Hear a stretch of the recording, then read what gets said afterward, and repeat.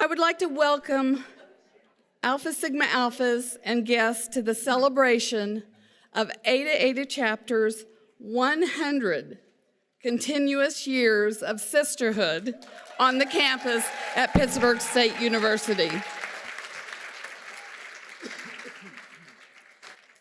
As always, there are many, many people to thank for making this event happen.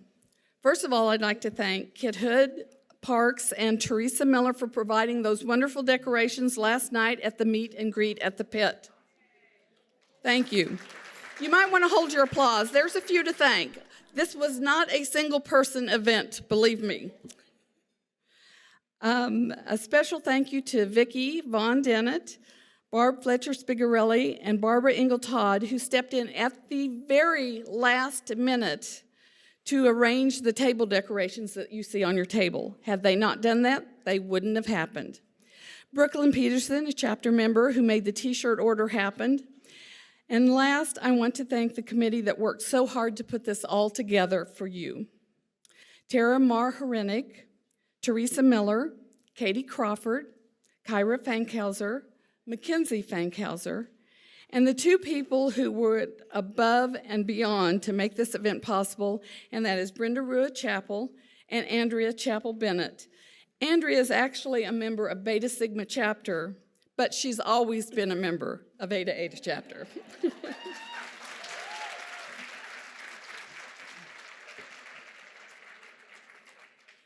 I will introduce the remainder of the head table a little bit later, but right now I would like to, and it is my pleasure, to introduce Dr. Steve Scott, President of Pittsburgh State University, for some welcome remarks.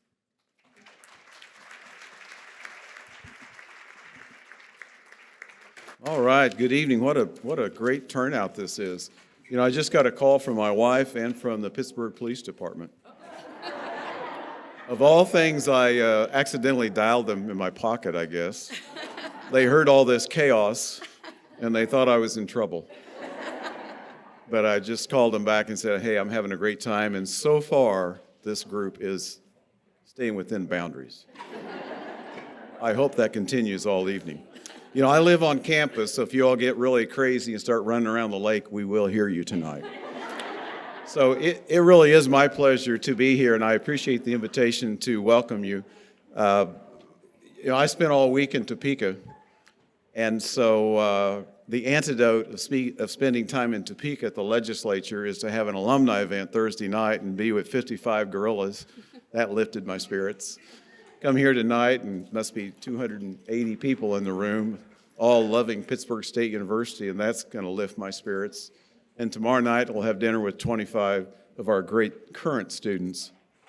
I'll guarantee you that'll lift my spirits. So I appreciate you being the perfect antidote to Topeka, Kansas, and the legislature.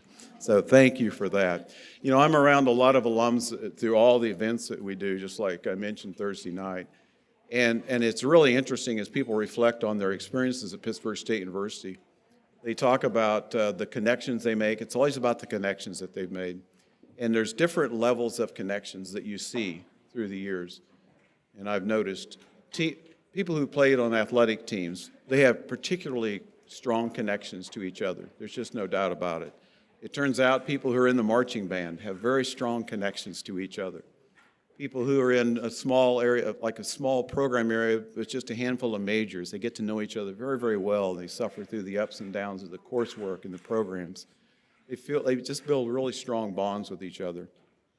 But I will guarantee you, the strongest bonds that I see and the strongest affinity that I see among students and alums is really through the Greek system. It lasts a lifetime. And you see that, you hear that, and tonight you can certainly feel that, and also you can hear it, and so did the Pittsburgh police. And they'll probably hear it later tonight as well.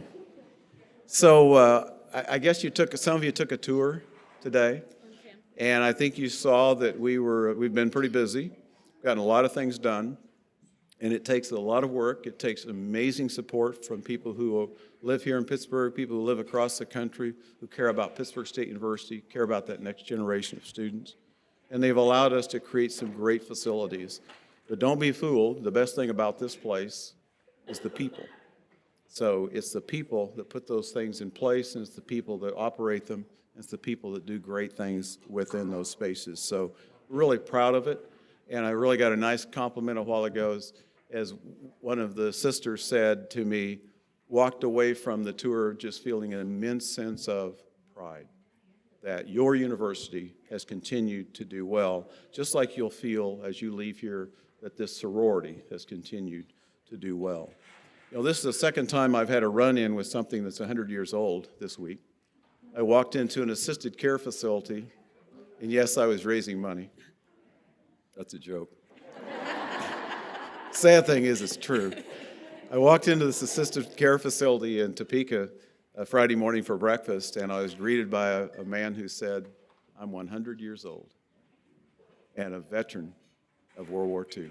It was an awesome experience. And isn't that something? Isn't that neat? Then I went on to have breakfast with a couple of Pittsburgh State grads who were kind of teenagers. They were in their mid-80s. So one last thing I wanted to do. Anybody in here have me in class as their teacher or advisor? Anybody? Where? Right there. Anybody else? Anybody been in Crimson Club with Kathy and me? Oh, Sydney got some. Oh, I see. Some hands back there, and Camille is in it right now. Anybody ever see me in Walmart? I see. I just threw that one in just for the heck of it. But you can tell this is fun stuff for me. This is important for this university, and I'm honored that you've invited me to be here. Congratulations on an extraordinary milestone that you've reached, and what a great way to celebrate it. So congratulations to the people who organized this and put this all together, and what a fun thing to do. Thank you for letting me be a part of it. Thank you all. Have a great evening.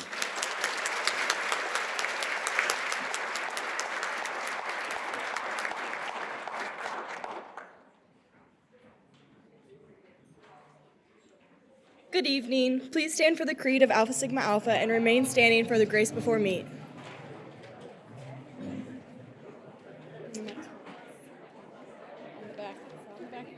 The Creed is on the back of your program if you want a reference. Okay. Should I just go? Okay. To fill my days with satisfying activity, to find dominant beauty in art, literature, nature, and friendships, to know the peace and serenity of a divine faith, to love life and joyously live each day to its ultimate good. This is my creed in Alpha Sigma Alpha. Please remain standing and join us in the singing of Grace Before Meat, led by Cherise Swanson Mosier and her daughter, Kaylin.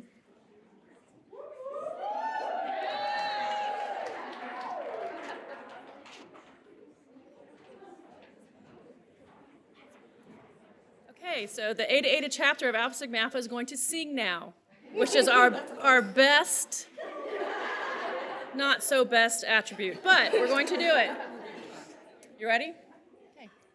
For thy many blessings, health and strength and food, sisterhood and friendship, take our gratitude. May love's spirit guide us, make each duty plain. Help us to the highest, seek, aspire, attain. Woohoo! We made it. The other thing that I would like to say is that if you're still eating, please go ahead and eat. Don't. And like I said, we're very informal here. There is a coffee bar in the back. If you want coffee, feel free to get up and get it. And then I do have one other thank you. I forgot to thank Jacob and Selmy, who is doing our videography this evening. So thank you very much. I knew I'd forget somebody. Sorry, Jacob. If you don't mind, we'll just go ahead and get started with the rest of our program. And I'm going to introduce our special guests. And if you don't mind, hold your applause to the end. I know they're extremely special, but I'd like to introduce the head table at this time. And to my far right is Andrea Chappell-Bennett, and she was on the celebration committee. She's part of that. And she's also the membership commitment advisor to ASA chapter. The next guest is Kelly McGinnis Beck, our national president of Alpha Sigma Alpha, and I'll say a little bit more about Kelly just a few minutes later. So, to my far left, Paul Chappell, #1 handyman for ASA chapter.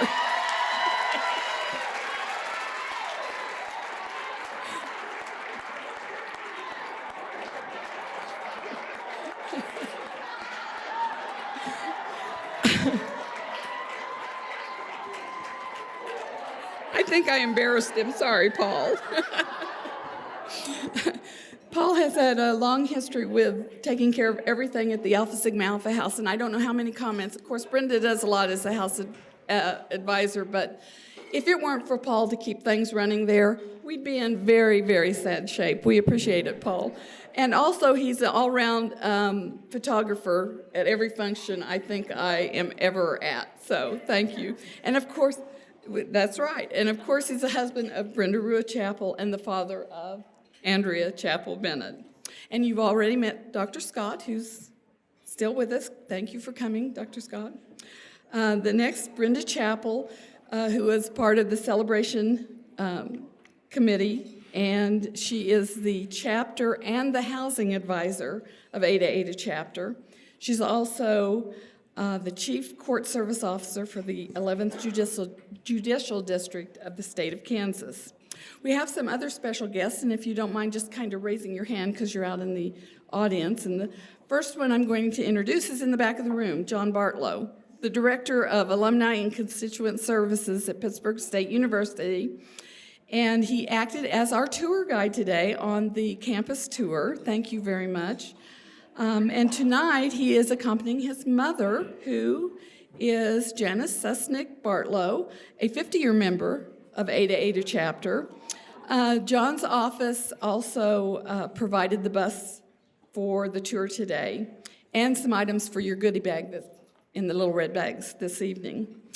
Anna Stark, who wears many hats, as a program coordinator for fraternities and sororities at Pittsburgh State University, and her guest, Emily. And then Vanessa David is a member of Delta Kappa chapter of Southern Indiana University at Evansville, Indiana, who now serves as the Director of Alumni Engagement at Alpha Sigma Alpha National Headquarters in Indianapolis. And without her help, this event would not have happened. And at this time, it is my pleasure to introduce Kelly McGinnis Beck, National President of Alpha Sigma Alpha. She is a member of Epsilon Kappa chapter at Millersville University in Millersville, Pennsylvania. She graduated in 1998 with a bachelor's degree in business administration with a concentration in accounting. Kelly graduated magna cum laude from Villanova University with a master's degree in human resource development and completed her MBA at Penn State. Upon graduation, she traveled as a leadership consultant for Alpha Sigma Alpha. She has been a national volunteer since 1999. Kelly has served in many volunteer roles. She has served on the National Council since 2008, and she held the roles of Vice President of Membership and Vice President of Finance until she was elected National President in 2018. Professionally, Kelly is the Vice President of Investor Relations and Operations for Oxygen, a biotechnology company located in the greater Philadelphia region. She is a past president of Philadelphia Society of People and Strategy, and she resides in Downingtown, Pennsylvania, with her husband, Brandon, and their 3 children. I'll turn it over to Kelly.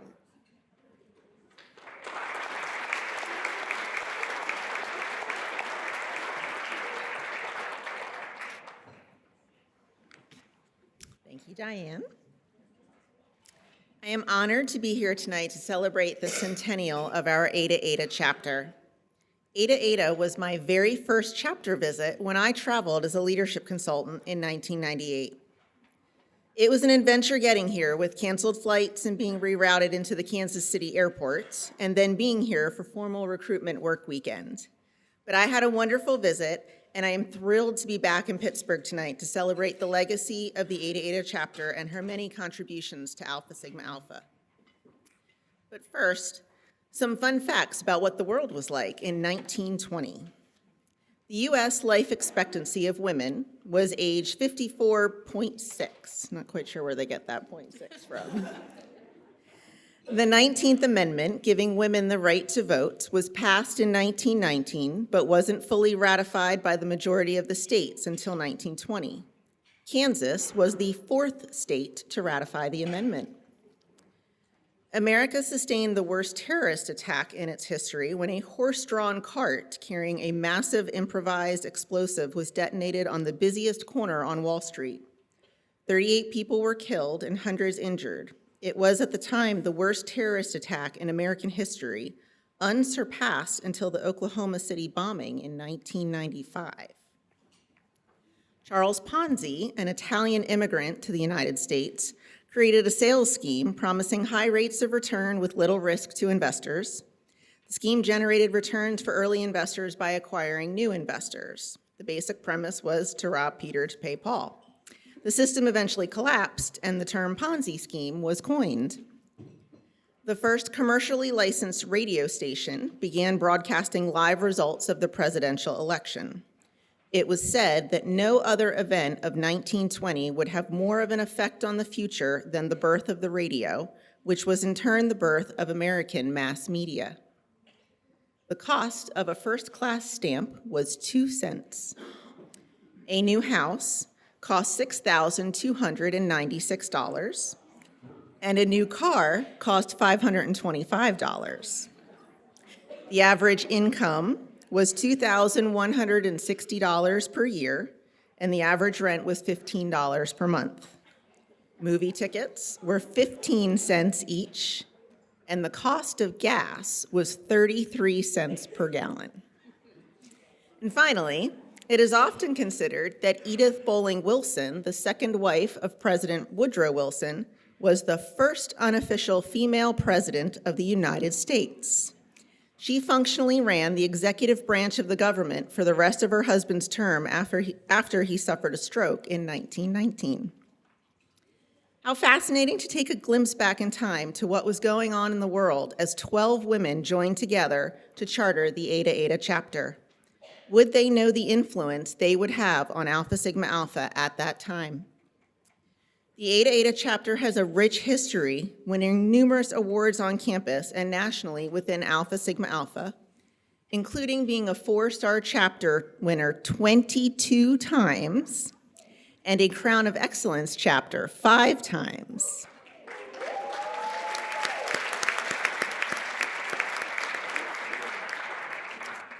From this chapter, we have been privileged to have 13 leadership consultants, dozens upon dozens of wonderful volunteers, 6 national council members, 4 of whom have served or currently serve as vice president of finance or treasurer, as we call today, and a national president. Did you know that we have Diane James to thank for working with the National Council during her term as national president to create our Emma Coleman Frost Leadership Development Institute, which debuted at Penn State University in 1989. I didn't know that. That was a pretty cool fact. It was also during Diane's term that the National President Pendant was commissioned, and the practice of passing it down from president to president began. So thank you.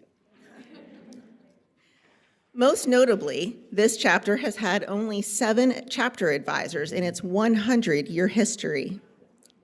Your first chapter, I practiced this and I'm still gonna miss it.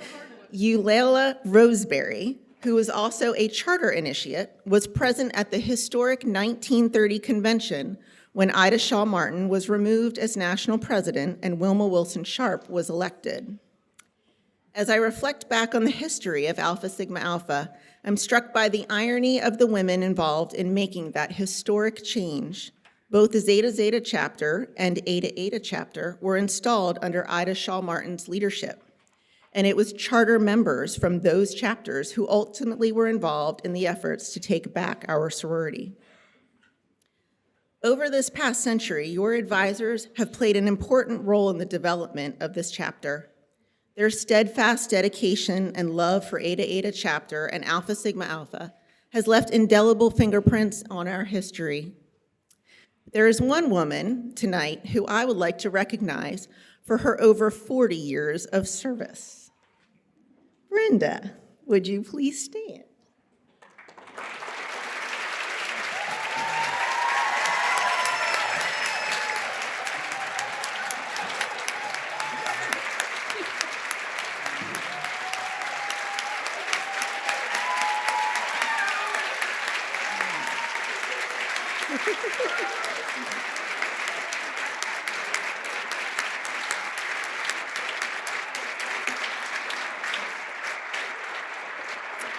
So I have to present to you this proclamation, which I will read.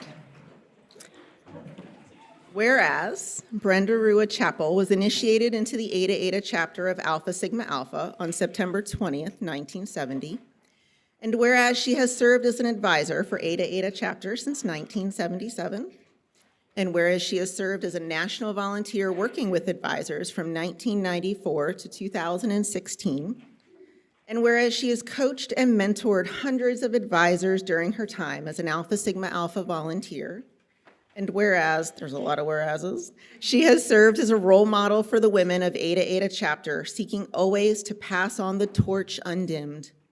And whereas Alpha Sigma Alpha benefits immensely from Brenda's dignified and honored representation of our sorority, now therefore I, National President Kelly McGinnis Beck, ask all of our members to join me in proudly honoring and celebrating Brenda for her profound impact and inspiring example of a commitment to excellence. And I will present this today, February 22nd, in the year 2020.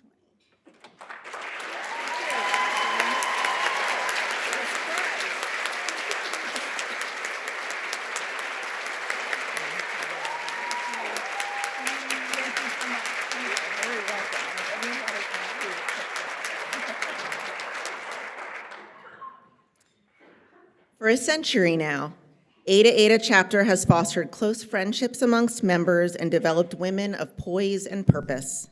This university and the women of Eta Eta chapter have always and will always be a significant and cherished part of our sorority's history. Over 2,200 Eta Eta women have impacted the lives of countless people through their care and concern for others. You have developed lifelong friendships and bonds of sisterhood and impacted thousands of Special Olympians and girls on the run. You exemplify the best that is Alpha Sigma Alpha. For the collegians in the room tonight, you are a member of a chapter with a vibrant history, and you are charged with carrying Eta Eta chapter into the future so that 100 years from now, women will be sitting in a room similar to this, celebrating the next century of accomplishments. And now on this anniversary of the Eta Eta chapter, the National Council has drafted a resolution for the chapter. Would Allie Storm please come forward?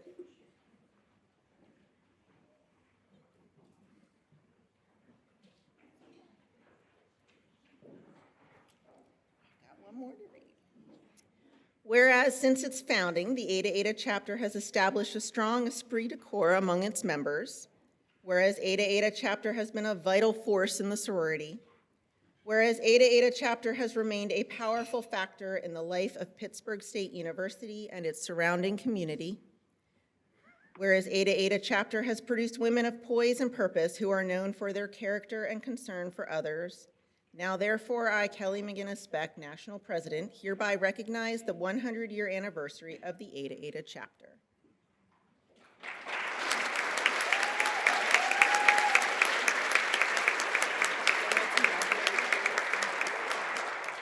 I'm going to give a little history of the Eta Eta chapter.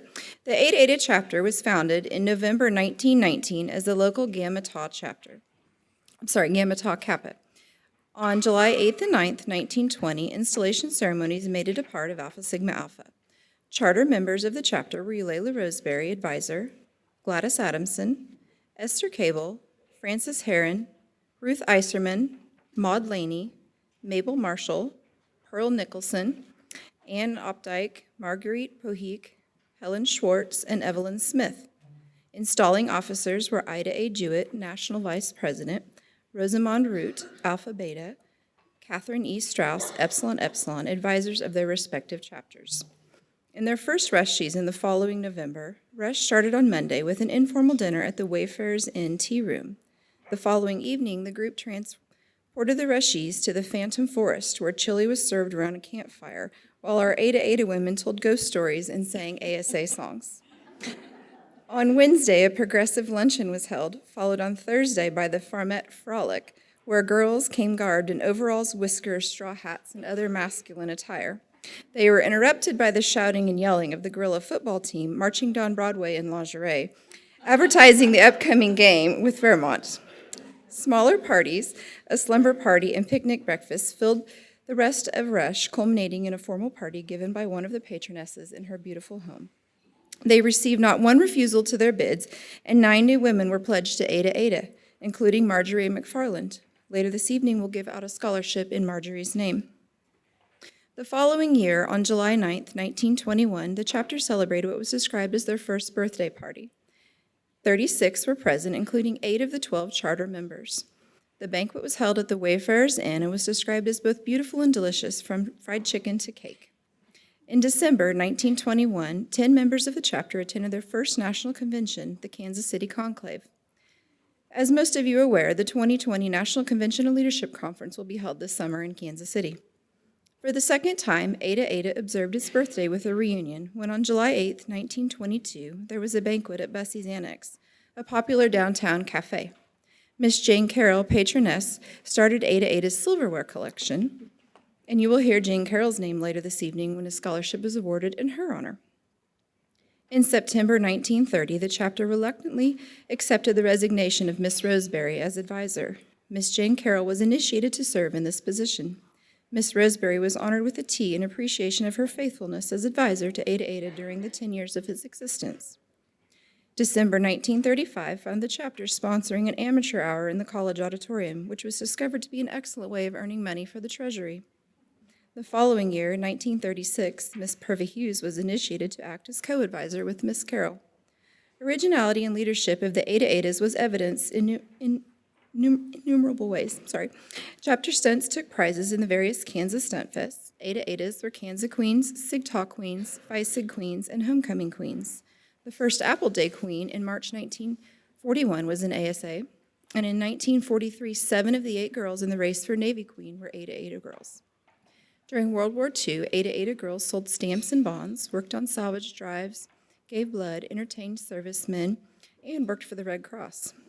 In 1946, the Pittsburgh Chamber of Commerce recognized the chapter for its cooperation in public projects and programs.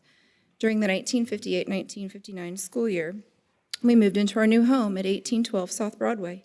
In 1964, Ada Ada chapter won first place in the Homecoming Queen float and house decoration, as well as won the sweepstakes trophy.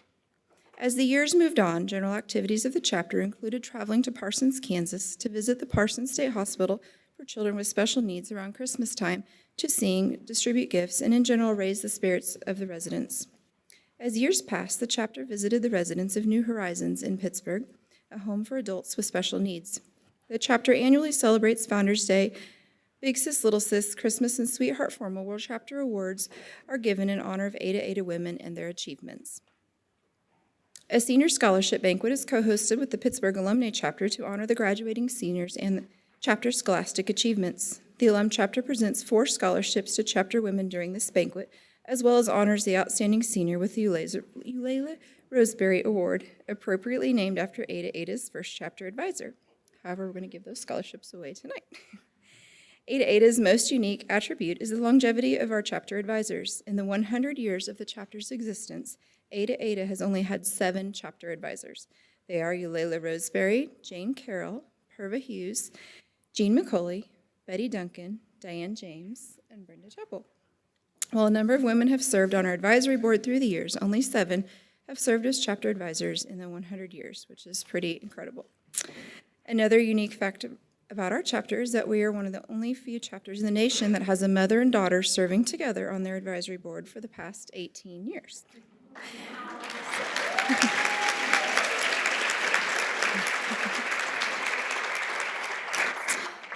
Nearly 95% of Ada Adas participate in campus activities and organizations: Homecoming, Greek Week, intramurals, University Student Ambassadors, Panhellenic Council, Greek Council, Student Government Association, the PSU Dance Team, cheerleading, women's sports, honor societies, and student publications such as the Collegio and Kansa. Yearbook are just a few of the organizations and activities that our chapter women participate. To raise funds for philanthropic endeavors, Ada Adas participate in teeter-totter-a-thon, swing-a-thon, polar plunge for Special Olympics, as well as the Family Day basket auction to raise money for the National Foundation. The Alpha Sigma Alpha Foundation, founded by our own Diane Yancek James, provides monies for leadership opportunities as well as scholarships. Our women have volunteered at the Ronald McDonald House, the Southeast Kansas Humane Society, Girls on the Run in Kansas City, and others too numerous to mention. Our women completed 876 hours of community service in 2019. Ada Ada chapter includes a diverse array of women who are dedicated to making Alpha Sigma Alpha a strong chapter both locally and nationally. Today, Alpha Sigma Alpha remains the oldest active Greek organization at Pittsburgh State University.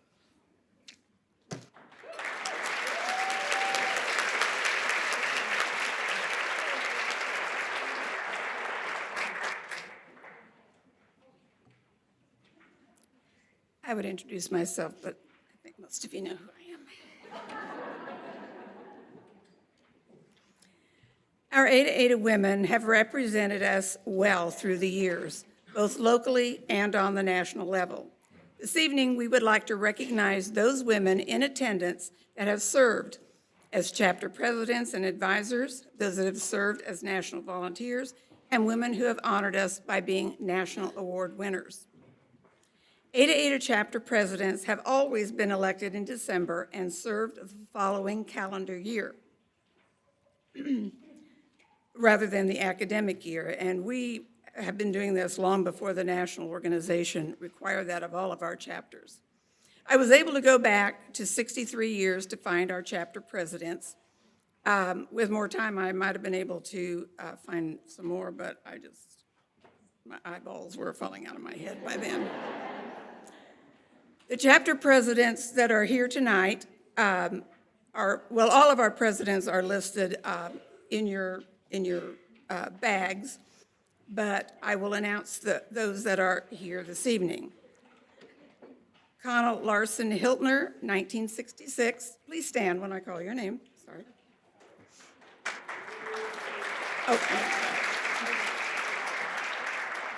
Okay, please hold your applause because we got a long way to go on this. Yeah. I served as president in 1972, and Diane Yancey James was president in 1973. Patty Conray Bruszowski was president in 1975. Joyce Boyd Sternagel in 1981. Marla Carpino, Marla couldn't be here sorry. Lori Schmidt Fortner was president in 1988. Gary Kronbaugh-Auld was president in 1989. Cherise Swanson Mosier in 1990. Jeanette, or JJ as we always called her, O'Toole Curran was 1993. Jonna Gosh Cantwell in 1995. Tara Mar Herenick in 1996. Did Tara Bertelsmeyer, did she make it here? Tara Bertelsmeyer Wilson was in 2004. Amanda Sternagel Lassiter, did Amanda make it here? There she is, 2005. Sarah Monrad Broughton in 2006. Shauna Hillman Barker in 2007. Melissa Skelly Ainsworth in 2008. Laurel Spriggs Cook in 2009. Julia Samore Osborne in 2013. Hannah Howard in 2016. Gretchen Reed in both 2017 and 2018. Katie Crawford in 2019. And unfortunately, our current president, Piper Bourne, could not be with us this evening. She is in a wedding in Mexico. Oh, boo. So, yeah, she's not here with us. We also have several homecoming queens with us here this evening. That would include Angela Alwood Abbott in 1992. Where's Angela? Oh, okay. Stand up when I call your names. Amanda Sternagel Lassiter in 2005. Ellie Stewart Curran. Ellie. In 2015. Jessica Hennessy in 2017. There she is, way back there. Desiree Hunt in 2018. And our current and reigning homecoming queen, Jacqueline Boucher, 2019.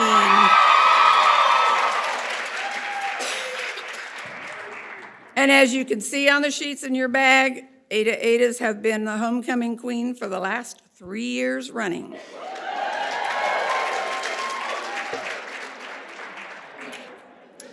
We have 2 former national counselors in attendance. Barbara Lambrano Williamson served as Vice President of Finance from 1998 to 2002, and Diane Yancey James, who has the distinct honor of being the only Ada Ada member to ever have served as national president.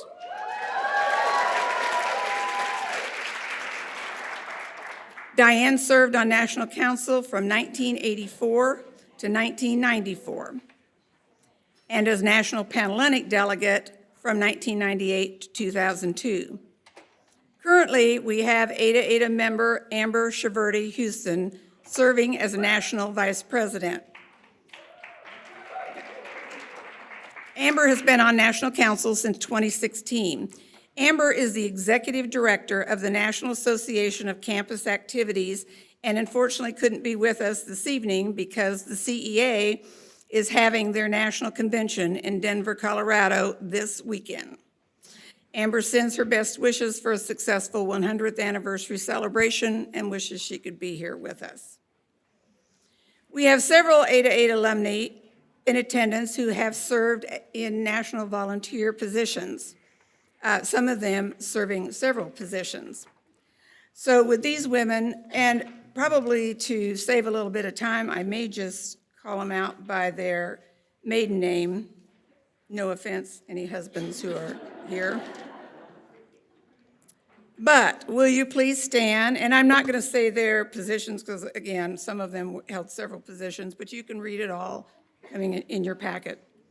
Jakey Dobbs, Jennifer Cummings, Alyssa York, Barbara Lambrano, Tara Marr, Julia Samore, Shauna Hillman, Sydney Ward, J.C. Herberly. Is she here? I haven't even seen her. Oh, there you are. I haven't seen you the whole time. Come see me. Diane James, me. Cherise Swanson, Beth Gibson, Sarah Zuhowski, Audra Tope, Angela Crowdis, Johnny Yancey, just happens to be Diane's niece, Jessica Baldwin, Kathy Phillips, Kelly Meyer, and J.J. O'Toole.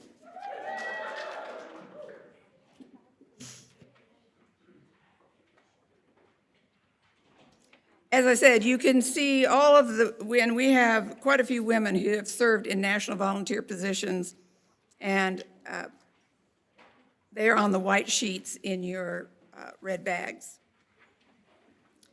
We have several National Scholarship Award recipients, and our national scholarships are given out by our foundation. So think about our ASA Foundation when you're donating, and because these women have benefited from that greatly. We have Vicki Von Dennett. Where's Vicki? J.J. O'Toole. Tara Marr. Jennifer Southard. Kate Wildeman.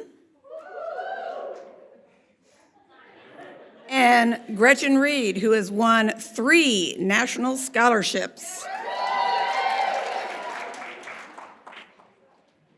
We have several former leadership consultants with us this evening. Leadership consultants travel around the country for the national organization, working with our chapters and help install new chapters. And they help our chapters in areas of recruitment and chapter operations. You can see the entire list on the lavender sheets in your red bags. But those in attendance this evening are Diane James, Cherie Swanson, Tara Marr, Sydney Ward, and Alyssa York. We have several national award, individual national award recipients here this evening.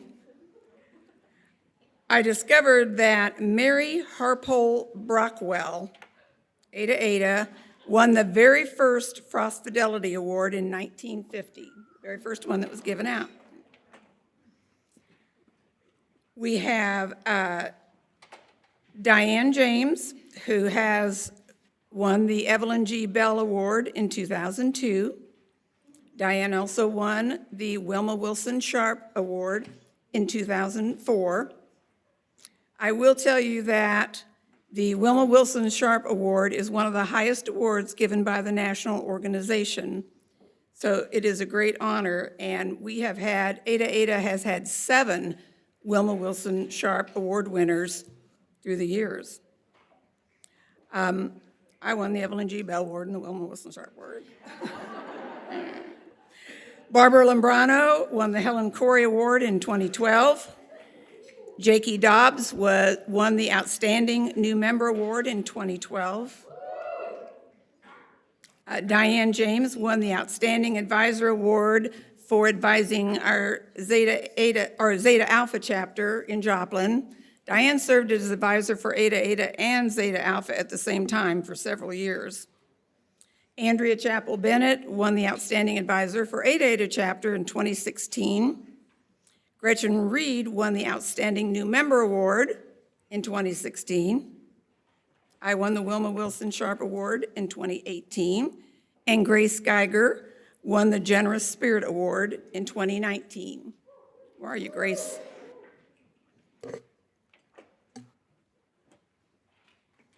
We have several Ada Adas who are currently serving as advisors for other ASA chapters. Crystal Trueblood Sixberry, where are you, Crystal, is currently the chapter advisor for our Theta Omicron chapter at the University of Missouri in Kansas City. Andrea Cole Romberg, where are you, Andrea? Okay, is currently the financial advisor for the Zeta Ada chapter at Rockhurst. And Alyssa Zimmerman, where's Alyssa? Did Alyssa not make it? Oh, there you are. Well, stand up. Oh, she's not here. She didn't make it. Okay. Well, she is currently the social responsibility advisor for the Zeta Ada chapter at Rockhurst. And I just found out recently that Samantha Graham Fornashell has become the chapter advisor for Beta Sigma in Springfield, Missouri. That is a huge chapter. Good luck, Samantha. We have several members in attendance that have been past advisors for ASA, for other chapters besides ASA, and that would be Jennifer Cummings, Crystal Trueblood, Kathy Phillips, Denise Burns, Alyssa Hillman White, Mary Russell, of course Diane, Brenda Widener Gustafson, and Jonna Yancey Zenner. So that brings us to the ASA advisors. As you've been told a couple of times tonight, we have the distinct and unique, we are in a distinct and unique position of having only 7 women serve as chapter advisors, but we have had several other women who have served on our advisory boards through the years. Cherise Swanson Mosier was our recruitment advisor. Tara Marjorie has been our recruitment advisor, our scholarship advisor, our membership advisor, our philanthropic advisor, on and off for many years. Vicki Von Dennett was our financial advisor. And I have in here that she started in 1993, but I discovered her in a yearbook in the early 80s. So sometimes the advisors were on the composites and sometimes they weren't, but so she started, so I am incorrect on my sheet, and she started in the 80s as our financial advisor. And Teresa Miller was our membership advisor from 1990 to 1992.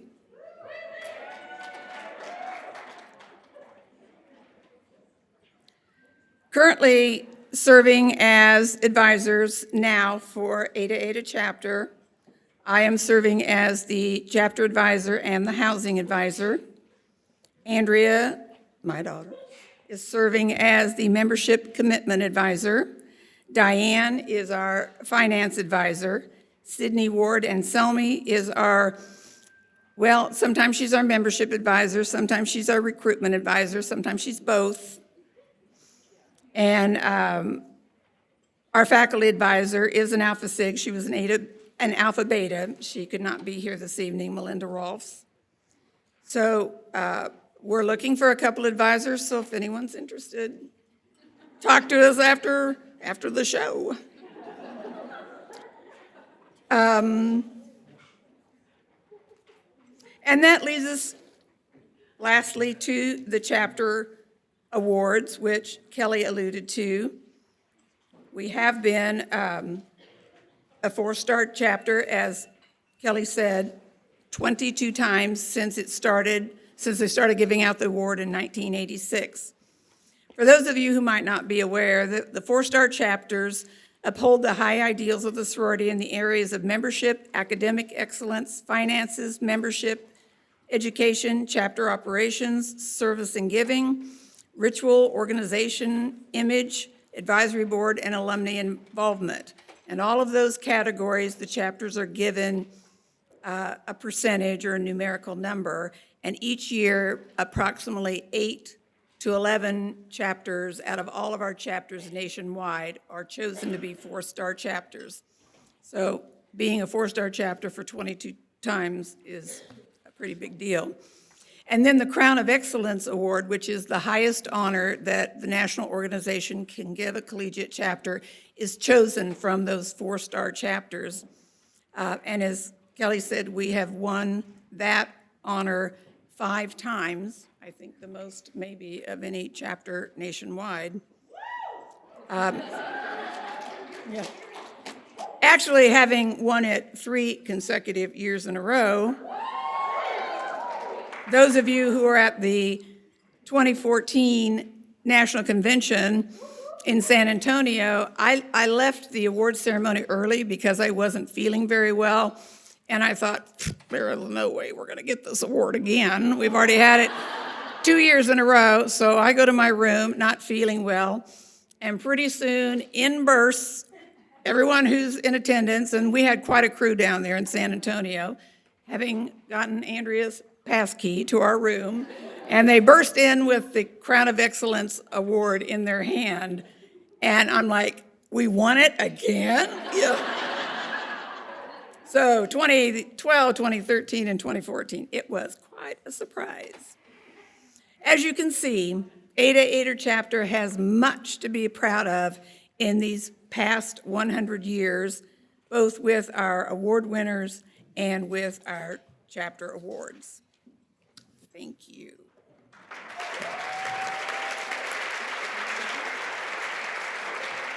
Thank you, Brenda. Now it's time to present our scholarships to our chapter women. This is a fun thing to do. First of all, I wanted to thank all of you who generously donated when you sent in your registrations to either the Diane James Leadership Fund or the Alpha Sigma Alpha Scholarships. The Diane James Leadership Fund was established from donations during our 75th anniversary celebration, and that fund is held locally, and the money is distributed at the time and event to help more of our collegiate women attend national leadership development opportunities such as the Emma Coleman Frost Leadership Development Institute, the Academy, and the Alpha Sigma Alpha National Convention and Leadership Conference, which, by the way, will be in Kansas City, Missouri, July 22nd through 25th of 2020. And we would love to have as many of you attend as possible. The Pittsburgh, Kansas Alumni Chapter of Alpha Sigma Alpha is pleased to be able to award 4 scholarships this evening. These are annual scholarships, which are maintained through the Pittsburgh State University Foundation. As I call the young woman's name who gets the scholarship, if you would please come forward. The first one is the Jill Castleman Scholarship. It was established in December of 1998 by Jill's parents, Ed Castleman and Rhonda Culp, and members of the Jill Castleman family to honor Jill, a member of ASA chapter who was a nursing major at Pittsburgh State University and was tragically injured in an accident that left her unable to resume her education. The members of her family wish to honor Jill by presenting a scholarship representing 2 things. Jill loved the most her sisterhood Alpha Sigma Alpha and her love of education in the nursing field. This year's recipients honors include Dean Scholastic Honors and Academic Achievement Scholarship. Her service activities include SEK Humane Society, Ronald McDonald House Big Red Shoe Run, and Habitat for Humanity. She has served ASA chapter as scholarship chairman and vice president of programming and ritual. She maintains a 3.82 grade point average. On behalf of Jill's family and the Pittsburgh, Kansas Alumni Chapter, I am pleased to announce that the recipient of this year's Jill Castleman Scholarship for $500 is Allie Storm.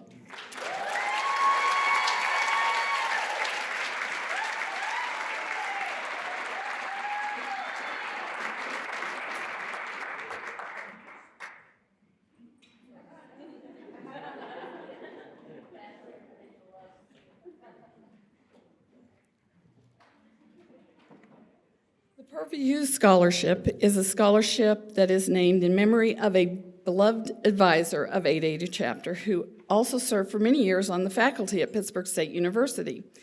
This year's recipient lists her honors as Academic Achievement Scholarship and Dean Scholastic Honors.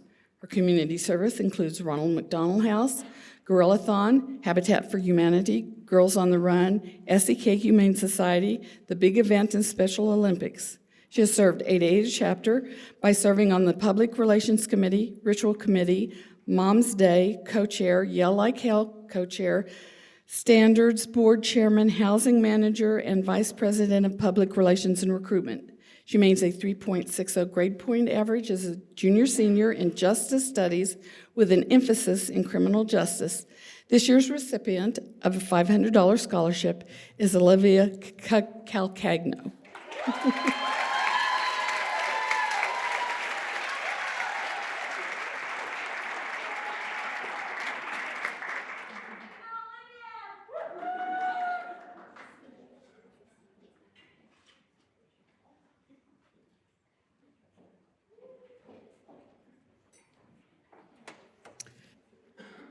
And the next scholarship is the Marjorie McFarland Alpha Sigma Alpha Scholarship. It is a scholarship which was funded by a bequest from Marjorie's sister in memory of Marjorie, who was a member of Eta Eta Chapter. This year's recipients' honors include Outstanding New Member of Eta Eta Chapter, Phi Eta Sigma Honors Society, Phi Kappa Phi, and Kappa Mu Epsilon Mathematics Honor Society. Her activities include class representatives of Honors College Association, Senator of the Technology Center and Student Government Association, Student Body Vice President, Treasurer of Society of Women Engineers, Chemistry Club, Crimson Club member, National Society of Leadership and Success, and Student Sustainability Association. Her philanthropic activities include Special Olympics, Big Event, Lord's Diner, Humane Society, and PIP projects. Her service to Eta Eta includes Scholarship Chairman, Panhellenic Vice President of Recruitment, and Panhellenic President. She is majoring in plastics, engineering, technology, and polymer chemistry, and maintains a 3.88 grade point average. It is my pleasure to announce this year's recipient of the $500 Marjorie McFarland Alpha Sigma Alpha Scholarship, Camille Holman.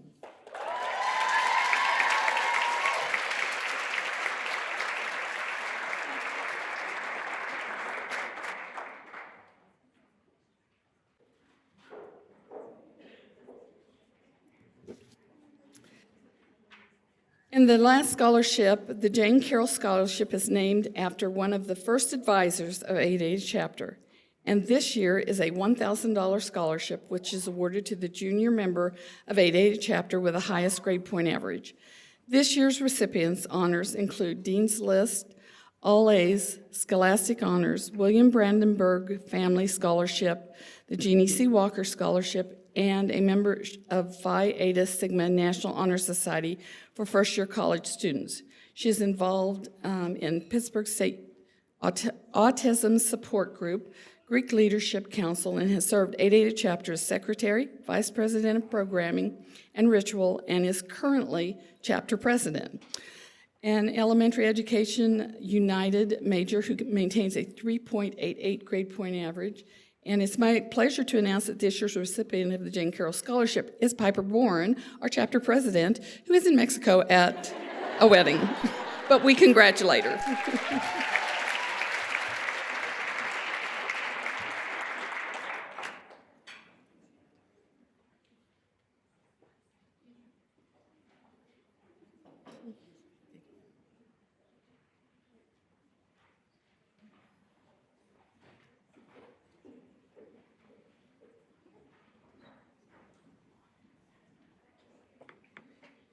Good evening, everybody. My name is Katie Crawford, and I'm the immediate past president of the Eta Eta chapter. Unfortunately, all of you know Piper Bourne couldn't be here. Normally she would be doing this, but now I have the honor of being here. Tonight I am announcing the members of our chapter that have been awarded for honors, which are also national awards. These names have been submitted to the national organization, along with the award winners from every Alpha Sigma Alpha chapter across the nation. The national award winners will be announced at our National Convention and Leadership Conference in Kansas City this summer. First, I'm going to start out with the Outstanding New Member Award. This award replaced the Ideal Pledge Award. This award recognizes a new member who was actively engaged in sorority activities and charitable giving events. It was an outstanding contributor to the chapter in her first year of membership. The Outstanding New Member Award for 2020 is Ellie Lewis.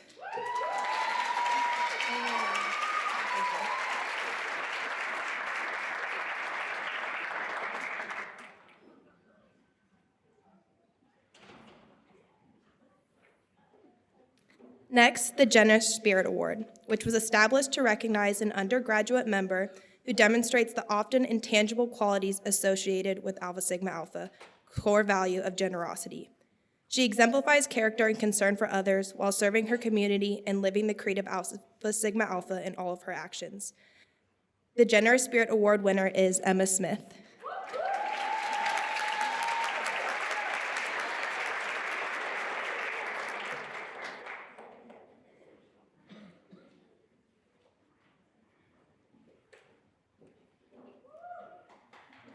The Frost Fidelity Award is based on intangible fraternity values, including exceptional loyalty and unusual service to Alpha Sigma Alpha. This award was established by Emma Coleman Frost to recognize members who exemplify unswerving loyalty and allegiance and who demonstrates regard for others by her actions and loyal friendships to all. The Frost Fidelity Award goes to Camille Holman.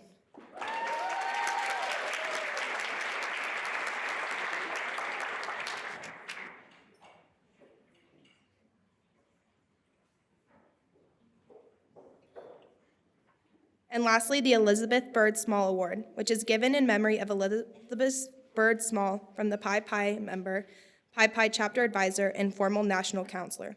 It is the highest honor the sorority can bestow upon an undergraduate member and recognizes outstanding leadership within the chapter and on the campus, high school scholarship, and outstanding personality. The Elizabeth Byrd Small Award winner for 2020 is Jacqueline Boucher.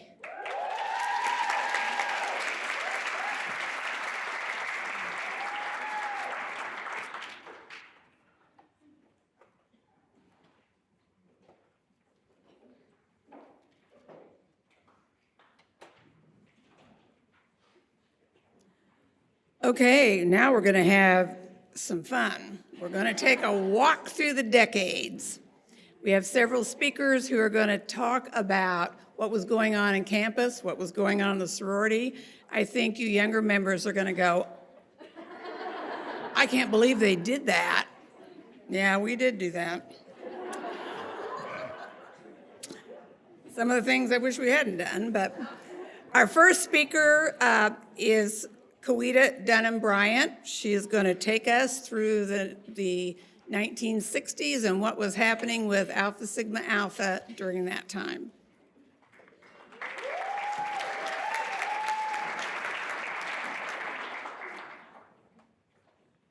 Can you hear me okay? Because I can use my teacher's voice if I need to, even though it's been a few years. But I thought I was representing the 60s from about 61 to 68 and that I was the oldest person here. But I found two people at my table who were here from 59 on, so I don't get that distinction.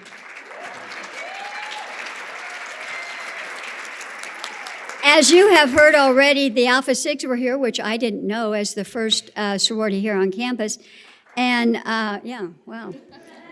And then the Tri-Sigs came evidently a couple of years later, and then we had two all-black sororities, Alpha Kappa Alpha and Delta Sigma Theta, who came in the mid-30s, and then AD Pi and Alpha Gams came in 59, which I did not realize that they were that new when I was here. And the fraternities that were here at that time were the Phi Sigs, which were Phi Sigma Epsilon at that time. And they were the first one here in 27. And the Sig Taus were right behind them. The Teeks came in 54.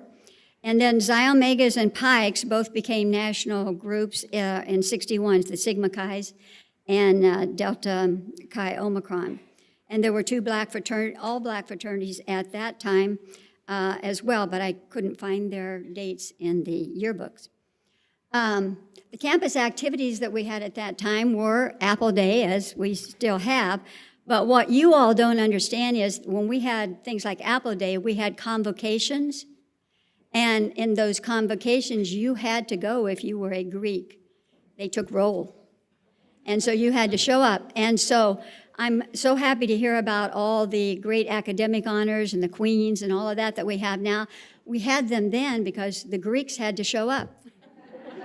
And so we had the most people to vote for that. So that worked out really well for us. Then we had groups like Student Assembly and Student Union Boards and those kinds of things, and all of the organizations you have heard about that our girls belong to, our women, and also the ones in which some of you will probably talk about. But I thought I would talk about a couple you may not have thought about. One was called Pip Peppers, and if you were going to be a cheerleader, it was a pep club. You had to be a member of Pip Peppers before you could try out for cheerleading.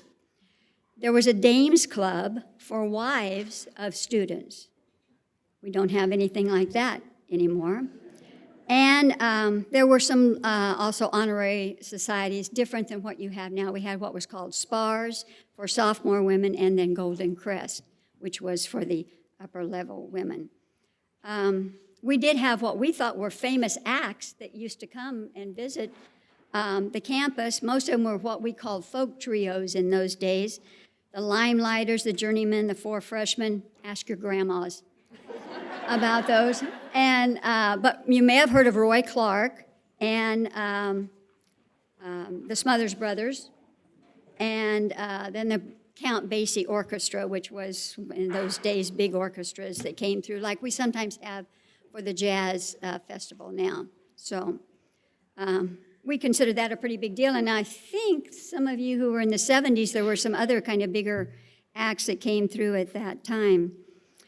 We had the typical Greek activities. We had probably more dress-up events. We had what was called the Greek Ball.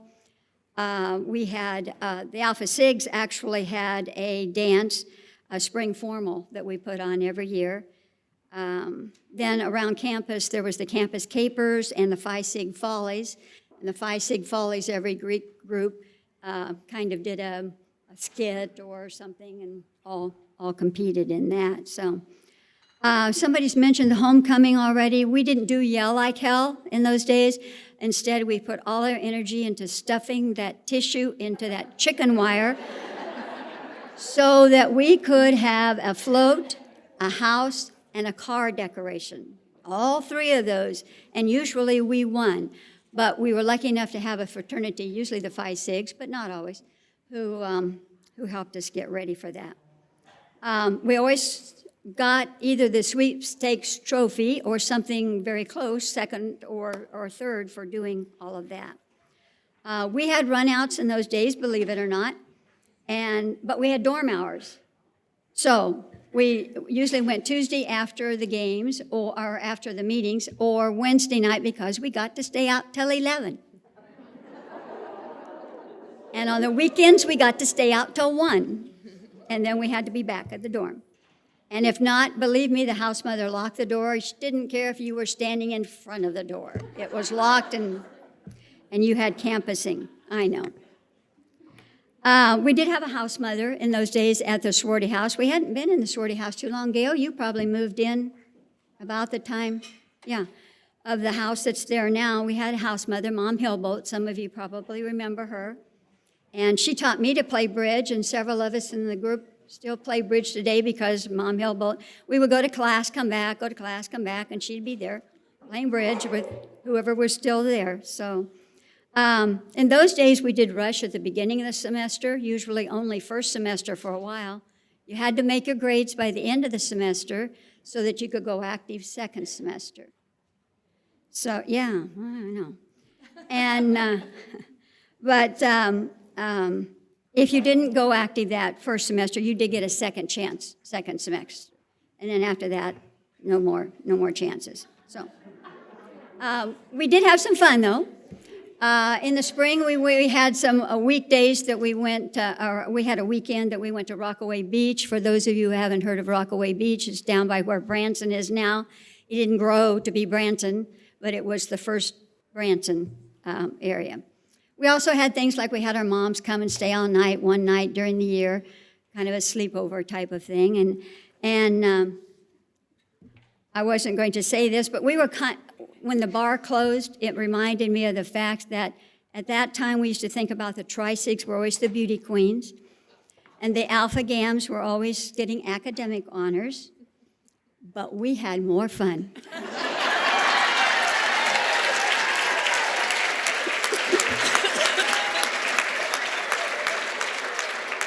And now it sounds like you guys have it all, so. One thing you won't believe is that on Tuesdays we were supposed to dress in red, and so we had red kind of dyed-to-match outfit with a white blazer, but pledges had to wear red beanies. Yeah. Every Tuesday we were in our red beanies, and I think it went on for several years past me, and then somehow we had already protested at the end of the semester. We said, we are not going to do this anymore. We're adult ladies, and we shouldn't be going around with beanies. And they said, okay, but didn't matter because we're not pledges the next semester. So we thought we'd done a big thing, but we hadn't really. You couldn't wear shorts or slacks on campus. when we were there. So if we wanted to go on campus to take a quick test or something, we would wear cutoffs underneath and put on a trench coat. So nobody knew. But you could wear slacks on campus after 5 o'clock. You had to stand up whenever an active came into the room, and you had to light their cigarette. What did you say, cigarette? We had a cigarette machine in the basement of the sorority house. 35 cents. Yeah.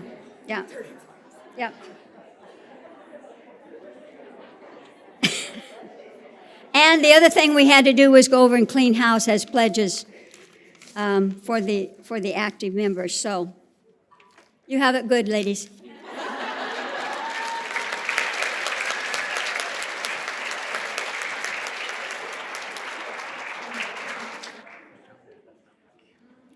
So the early 70s to the mid 70s were much the same as what Kawita said. We had 5 sororities on campus.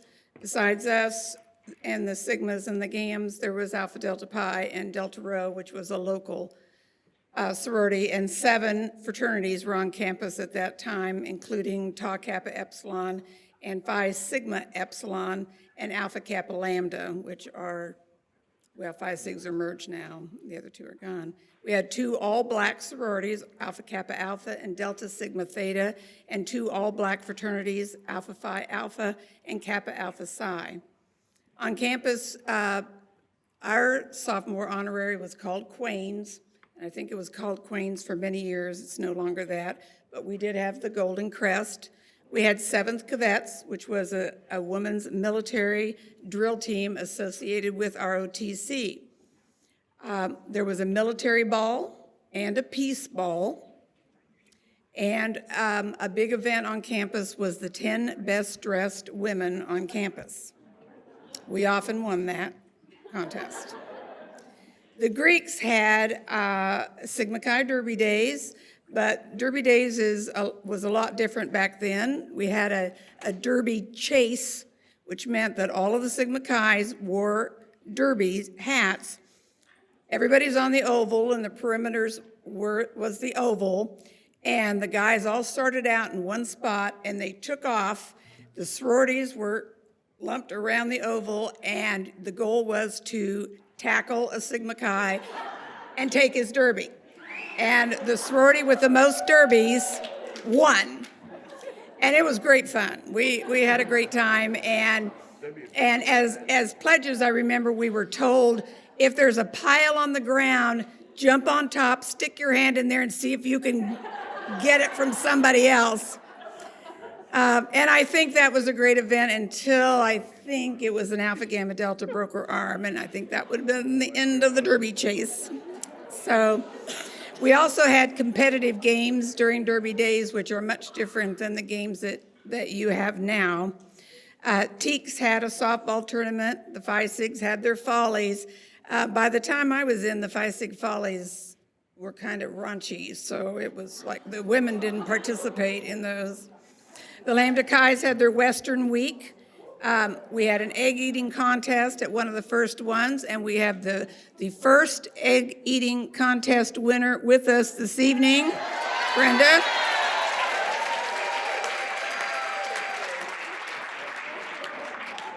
They cooked, they fried them, they scrambled them, they did everything, and she was pretty green by the time we were done eating eggs. The Pikes had a Greek gas. There was the ugliest man on campus competition. That was great fun. It was a money raiser, a philanthropic event. Yeah. And Alpha Sigma Alpha sponsored the Mr. Basketball competition at the last home basketball game every year. And I think they did that in the 60s too, because I saw that in the yearbook and I didn't realize that they did it back then. Our pledges were not called new members.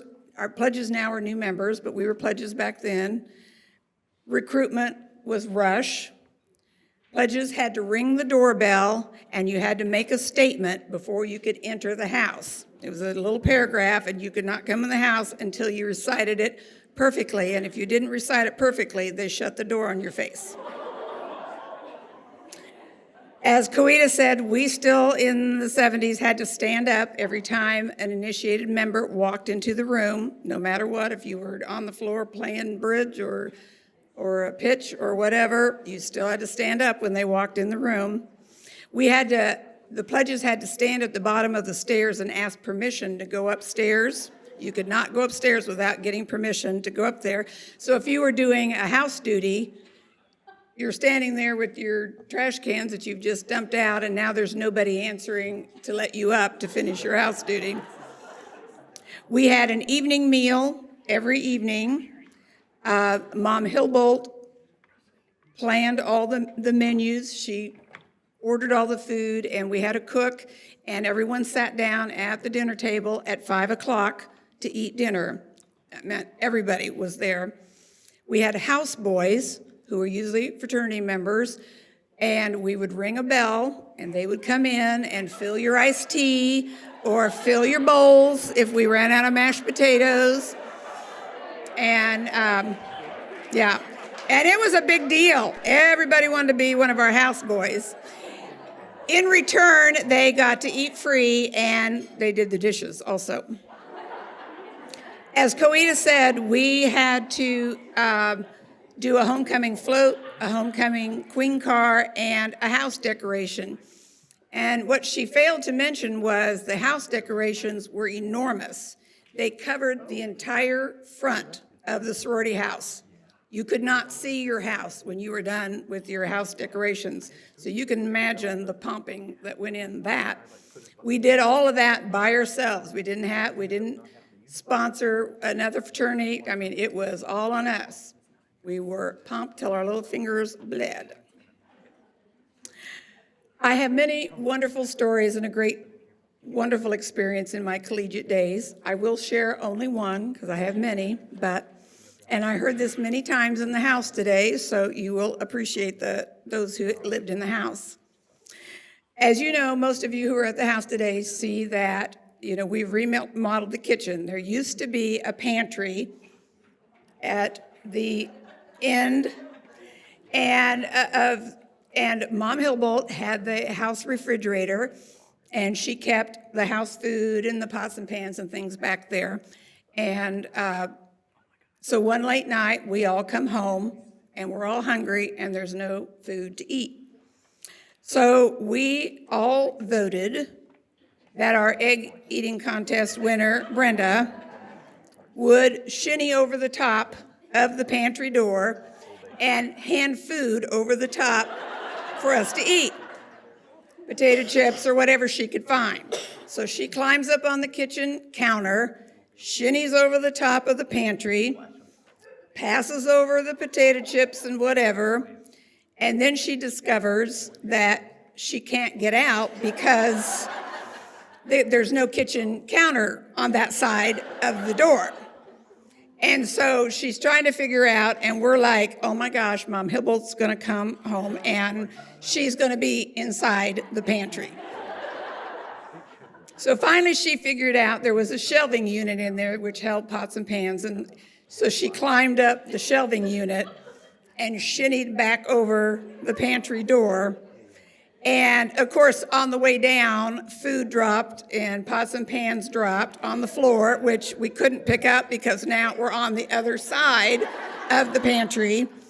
So I'm sure when Mom Hillbolt opened, and it was padlocked, by the way, when she came home, I am sure she wondered why there was food and pots and pans all over her side of the kitchen. And now, Ricky is going to do the late 70s.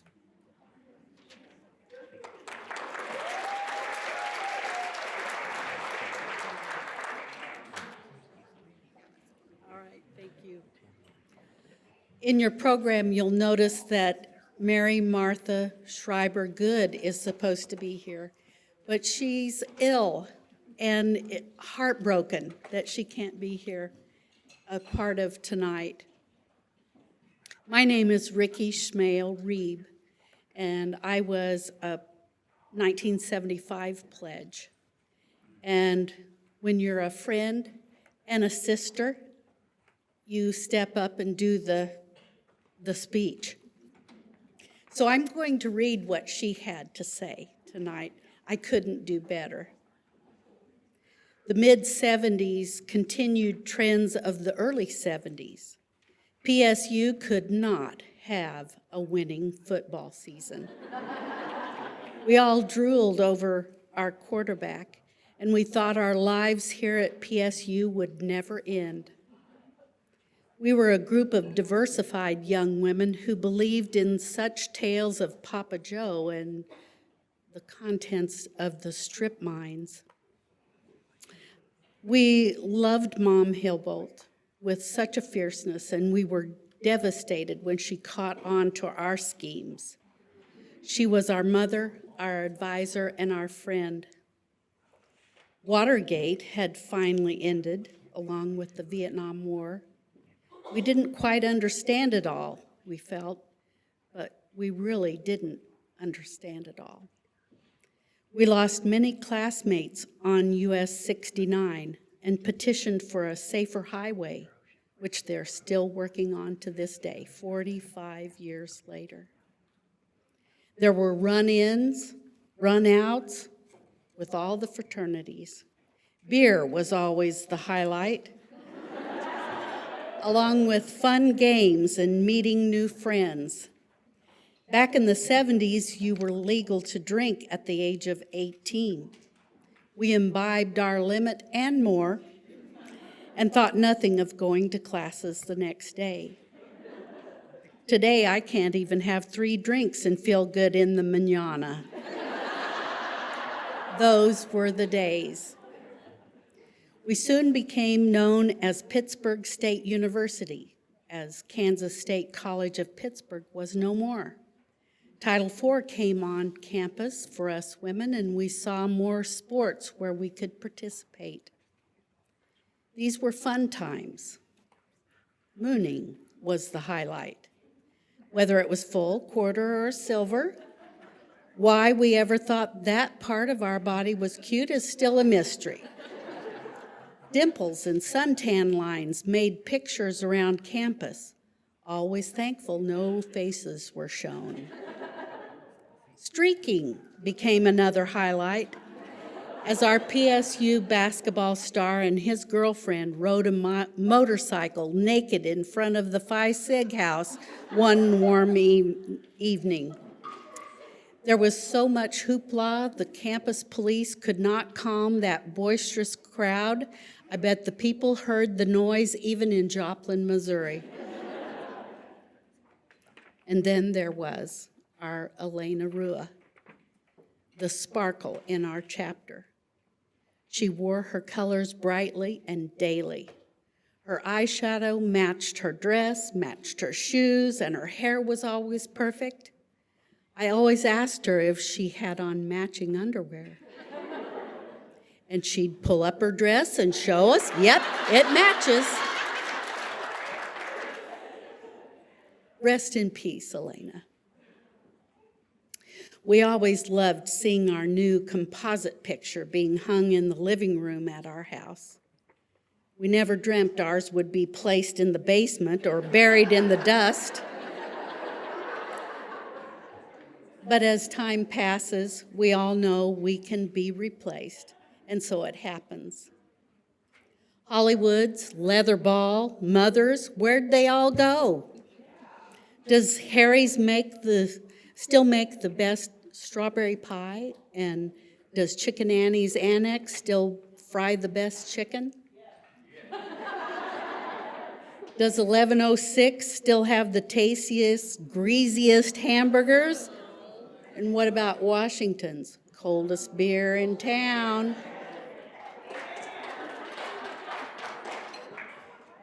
We were deathly afraid of Mrs. Wilma Mitten, Student Services Director. She looked mean and was mean and knew our first names by heart. She would call us in when our grades dipped down, and we would make that promise again to have them up by the end of the semester. We all need to thank her. We all miss those days of laughter, where everyone knew everyone's name, where you were always cheered and were loved. The next decade, the 80s, comes next. This is where we in the 70s knew it was time to grow up, keep our pants up, and make it in the world. So why'd we end up coming to the pit? Was it for fun and friends? The real reason lies within you here tonight. We came back to celebrate who we are and to congratulate each other on a job well done.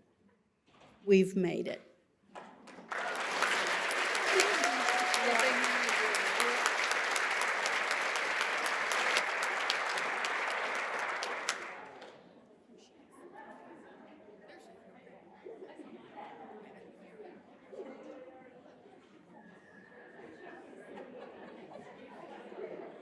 I'm not sure I want to follow that. That was. Is everybody having a good time tonight? It's really nice to see everybody. Okay, as far as the sororities and fraternities, I can tell we didn't have any changes. So everything pretty much stayed the same on there. Now, when I was here, disco was really big. Raise your hand if you're the disco girls. We're here. So every fraternity would have their fundraiser on Wednesday night at the Tower, and we'd pay $5 to go in and dance all night. So that was probably the best part. Yell Like Hell started then, I believe. And it started out more as a pyramid building contest. So it's really changed over the years. So the Lambda Chi's had Western Week, the Teeks had Fall Bash, Sigma Chi's had Derby Days, and that was the all-day activities with all the games and everything. The Phi Sigs had Graffiti Night. Now, they asked us about activities that we did along with the other sororities, and that's when the Alpha Gams had the dance marathon. And so, for their muscular dystrophy. Did anybody participate in that, where you dance for like 24 hours? Some of the off-campus activities, we had a sneak to Grand Lake in Oklahoma. Teresa, I think you took me, brought me back, safely almost. We went to a cabin at Fort Scott, went to Nanny's cabin in Fort Scott. Our chapter went to visit the chapter in Emporia. And then we went to Springfield, I believe, or the Springfield chapter came to us, and they did that. We also hosted State Days, and I believe, Kathy, weren't you the chairman of that year, the State Days? I can't remember who was, but it was a lot of work, but we enjoyed it and got to meet all the girls from the other chapters. Now, I was the first group to really not have a house mom, and I'm thinking, Brenda and Diane, that might not have been a good idea, but we were here. You know, Brenda said, tell a funny story, and I thought, do you think Brenda will think it's funny if I thought she was old when we were here? And then like a few years later, after I realized some of her birthdays, I thought she was just a few years older than we were. So we did have cooks that came in and cooked us a meal. We also had houseboys. They didn't serve us, but they did the dishes. And in fact, I still have one of those houseboys today, 37 years later. Yeah. Still does my dishes, so, you know, it's good. They asked us to tell about one of the best sisterhood days or something we remember. And the one I remember was not a Greek activity. It was a snow day. They had never canceled snow in years, canceled school for snow. And we got 14 inches, and so they canceled school. There were people outside that never made it to their morning classes, but at 8 o'clock, they were out playing in the snow.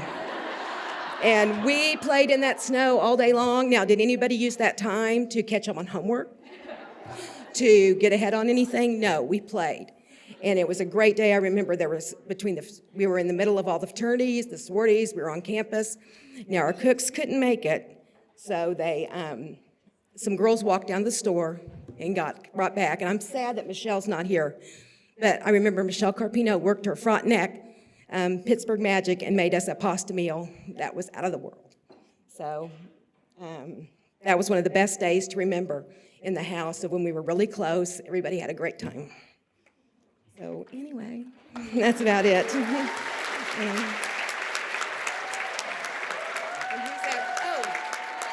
And I was going to say, in 1983, I gave birth to a future Alpha Sig president, so.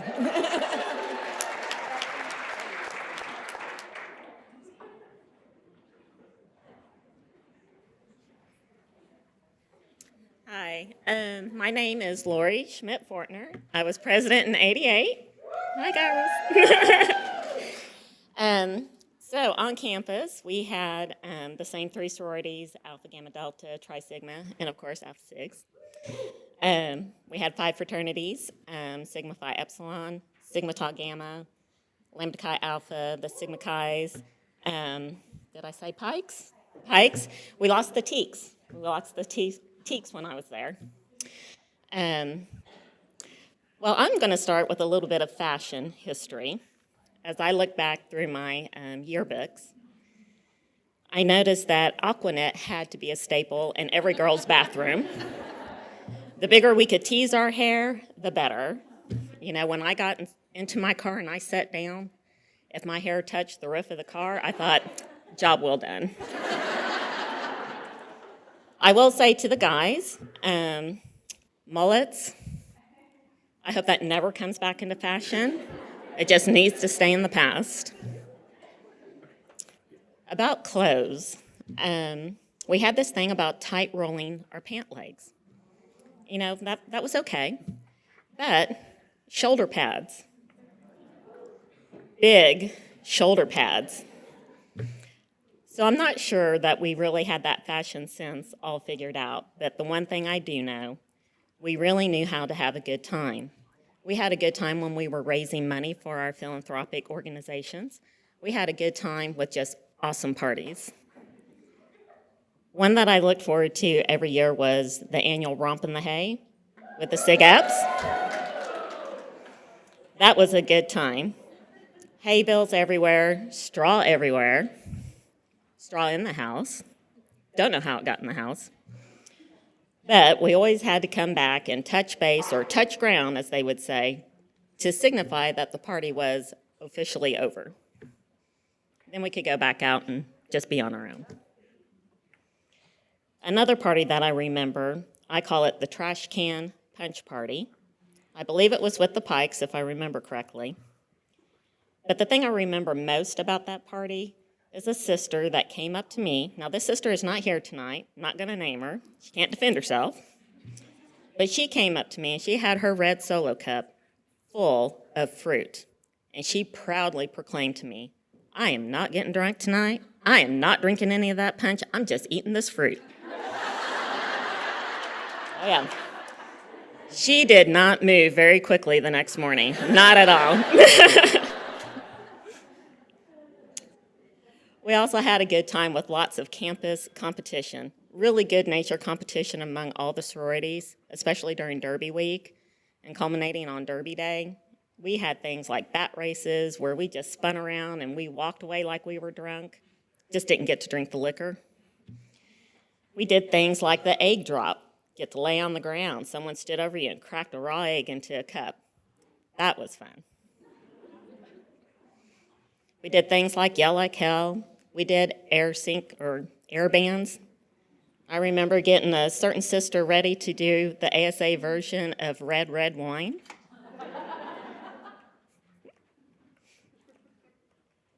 And then, of course, as we've heard earlier tonight, lots of pumping. You know, homecoming week, you know, there was competitions every day, every night. We went and we pumped. We went to a warehouse up in Frontenac, Kansas, and we pumped and pumped all night long. But we'd get good scores on our floats. We'd win those trophies. We did a good job. So I think I'd like to close with just a couple of my most memorable things that I can think of from the 80s. I always loved Fall Rush. And there was one party theme that I remember in particular. We had a Christmas party theme. We wore our pajamas to that party, and we made marshmallow wreaths. Just kind of like those Rice Krispie treats we all love. But they were made with cornflakes, shaped into a wreath, and dyed a brilliant green. Red candy hearts on them. And it wasn't long after that first group of Rushies left that party that we found out their mouths were black. We were just a little bit embarrassed, but we went on. We still served those wreaths, and, we just had a good time. But the best day at the end of Rush is bid day. That's the big reveal. You get to know who accepted your invitation.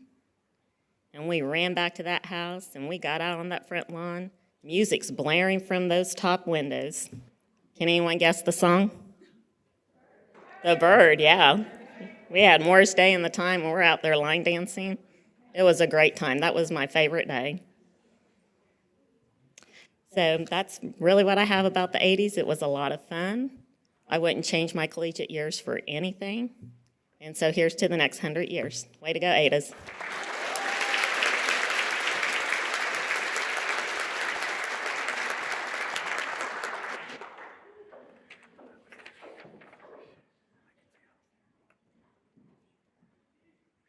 Hi, everyone. I'm JJ O'Toole Curran, and I was chapter president in 1993. And I know the 90s will remember this, but I was the first FUBAR Award winner. And I hope we don't give that award out anymore, because that's probably not the best thing to do. So I do want to announce one president I think that was missed, which was my big sis, Danny Allen Wooten. Would you stand? Yeah. So shout out to Danny. So for all those who were in the chapter from 2000 on, I just want to assure you that everything that you've heard about the Ada Adas from the 90s is true. We were, I think I would always call us a fearless, go-getting group, and we had a lot of fun, and we've heard that theme so many times from the ladies before us tonight. Fun was the theme, and I think we lived that reality really well. And as typical Ada Adas, I don't think we always followed directions the best. And so I didn't do that tonight either. And I would say that I think that we were our chapter's advisors' dream come true, those early 90s women. We never missed a practice. We never missed class. Let me just say that. We never missed class to go practice for, We never skipped a class. We never missed class to go practice for air band or to go pomp our float or maybe just to take advantage of the Friday quarter draws at the dugout. Nope, that wasn't us. We were in class, let me assure you. And our grades showed it. We were always in class. And we had, similar to the late 80s, I would say we had all the same fraternities and sororities on campus and so many fun activities. Two great memories that I think that for the early 90s group was, as far as campus traditions goes, was the football team. In 1991, we won the national championship, and so, yeah. And so that was definitely an ingrained culture for us. Every Saturday we were at the game, and it was so much fun to stand up and hear "Welcome to the Jungle" play as the team came on the field. And I remember being out with my sorority sisters the night that we won the championship. We were in Hollywoods. People were dancing on the tables. I was at one point in the restroom, and the team broke through the wall from the men's restroom. So, and that has just been burned in my memory ever since. Another memory is homecoming. I think homecoming is like a holiday at Pitt State, honestly. That week was the week we looked forward to every year, and we put everything into it. Now, I will say we weren't always the best at Yell Like Hell, but we did our best. I don't think we ever won. Freshman year, I remember I participated in Yell Like Hell, and I think Debbie Hope Gray, she was on the pom-pom team, and she created this wonderful dance for us, and we practiced, and we practiced, and we practiced. And they announced us the winner that night, and I don't think we'd ever won. I'm not really sure. I think the Tri-Sigs win all the time. Come to find out about 2 days later, they announced it wrong. We came in third. They read the list wrong, so, but oh well, we had fun. Homecoming 1992, that really, after that 91 third place win for that Yellow Kell, I think it brought us even more together and ready for it, because we were the homecoming sweepstakes champions in 1992, and I think we overthrew the long reign of Sig Up. They had won for years, and we won, and so that was pretty cool. We won the float, we won the sweepstakes, and we won the queen, and she's here tonight, Angela Atwood. Yes. And that was one of my favorite memories, was all of us sitting in the football stadium, and then when they announced Angela's name, we just piled and ran to the football field as fast as we could and surrounded her. We probably tackled her. We were so excited that we had won. And I can remember singing the Sweetheart song and then our ASA chant. And so that was, for me, that was just one of the best memories ever, is that 1992 homecoming. So yesterday, when I was starting to work on this, I Facebook messaged a bunch of the sisters from the 90s, and here was just a list of the great things and the memories that we threw out, because I know I cannot do all the memories justice. But, and this will date us, in the 90s, we hung out in the living room and watched the TV a lot. And we had so much fun in that living room. I think we solved all the problems of the world, all the sorority world problems. You wouldn't believe it. Every day was Days of Our Lives.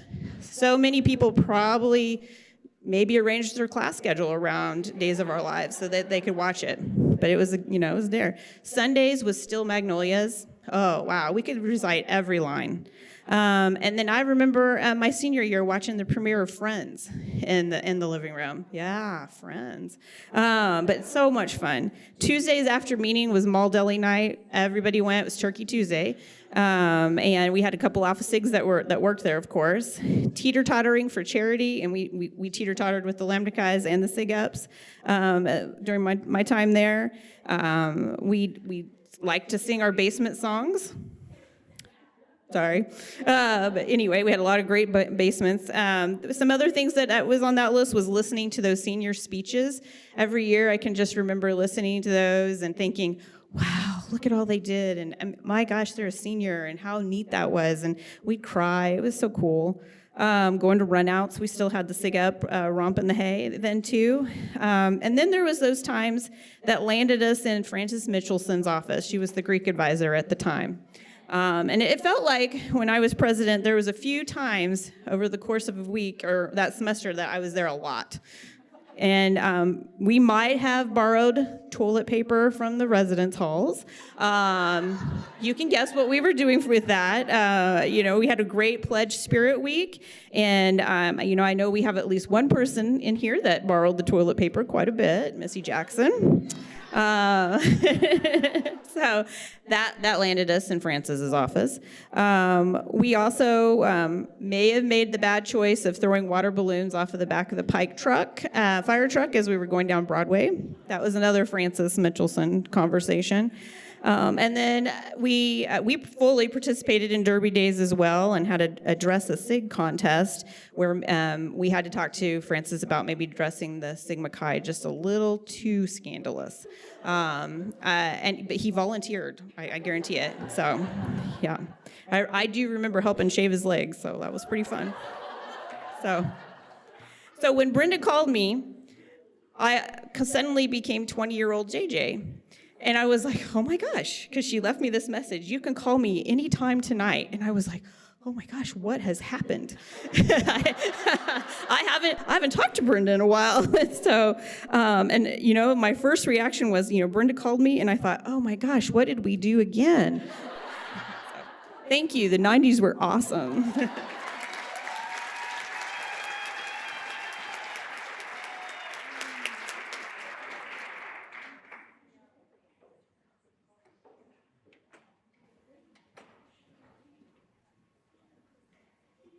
I'll just kind of add on to what JJ said, because really the mid to late 90s were pretty much the same as the beginning of the 90s. Kind of with that, I'm not sure why they kind of like to call us alcoholics on campus. I mean, that was, I don't know, that one went with that, but whatever. With the Sigma Chi Derby Days, we had wine and cheese parties were added to that. don't know if everybody kind of can remember all that went on during that party, but that was one of their events. They had a data sig competition. It was like a newlywed game. So whatever Alpha Sig was dating a Sigma Chi, they answered questions. We still had Romp in the Hay in the mid to late 90s. At Western Week, when they would kidnap, the Lambda Chi's would kidnap all the chapter presidents and have them in the fort in the front yard until their chapter came and bailed them out. What else? Some of those. We teamed up with all 3 sororities for homecoming one year,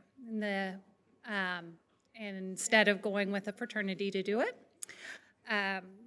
In 1994, we did away with pledges. So the 93 was the last year we had pledges, and we became new members and had the new member education program at that time.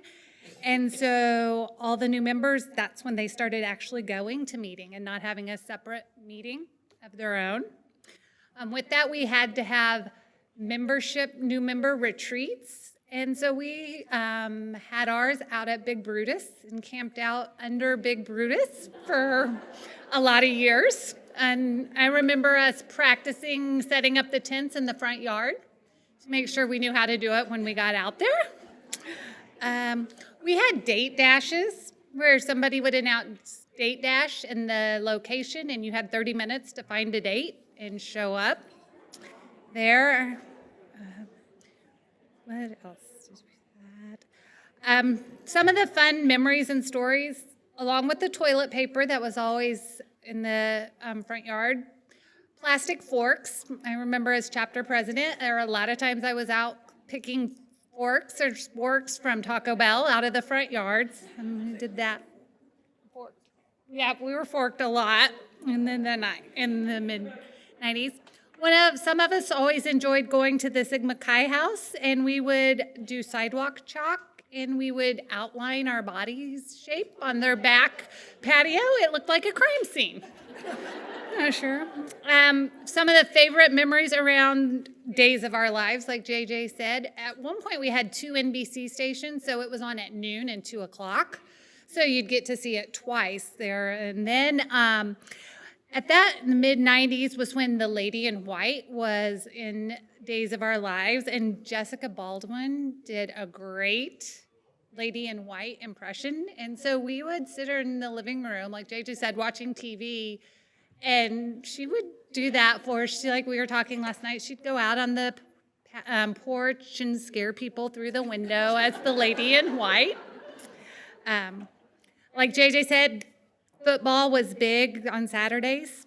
We got to make a trip to Alabama for the national championship game. Unfortunately, we don't have that same happy memory that JJ has of them winning. But I do remember all of us at Katie's house. It was a sea of Alpha Sigs. Her parents lived in Alabama, and we had sleeping bags all over that room. We had new carpet and furniture in the living room, and Brenda threatened us to not eat in the living room. So we would sit right on the edge of the dining room, right at the edge, so we could still sit there and watch TV. And Amy Bruce was our house advisor at the time, and she would come in, and we're like, we're not in the living room, we're not, for that. So, but yeah, like JJ and everyone has said, the best memories were just sitting at the Alpha Sig house, hanging out Thursday nights when you would watch Friends and ER, and you don't really think the 90s were that long ago till your 16-year-old son comes home and says, Mom, how did you dress in the 90s? Our homecoming theme is the 90s. And then he was like, what does this mean? And the one with Macaulay Homecoming. I'm like, that's Friends. So I guess it was longer than we thought, but it was a lot of great memories and a lot of good times in the 90s.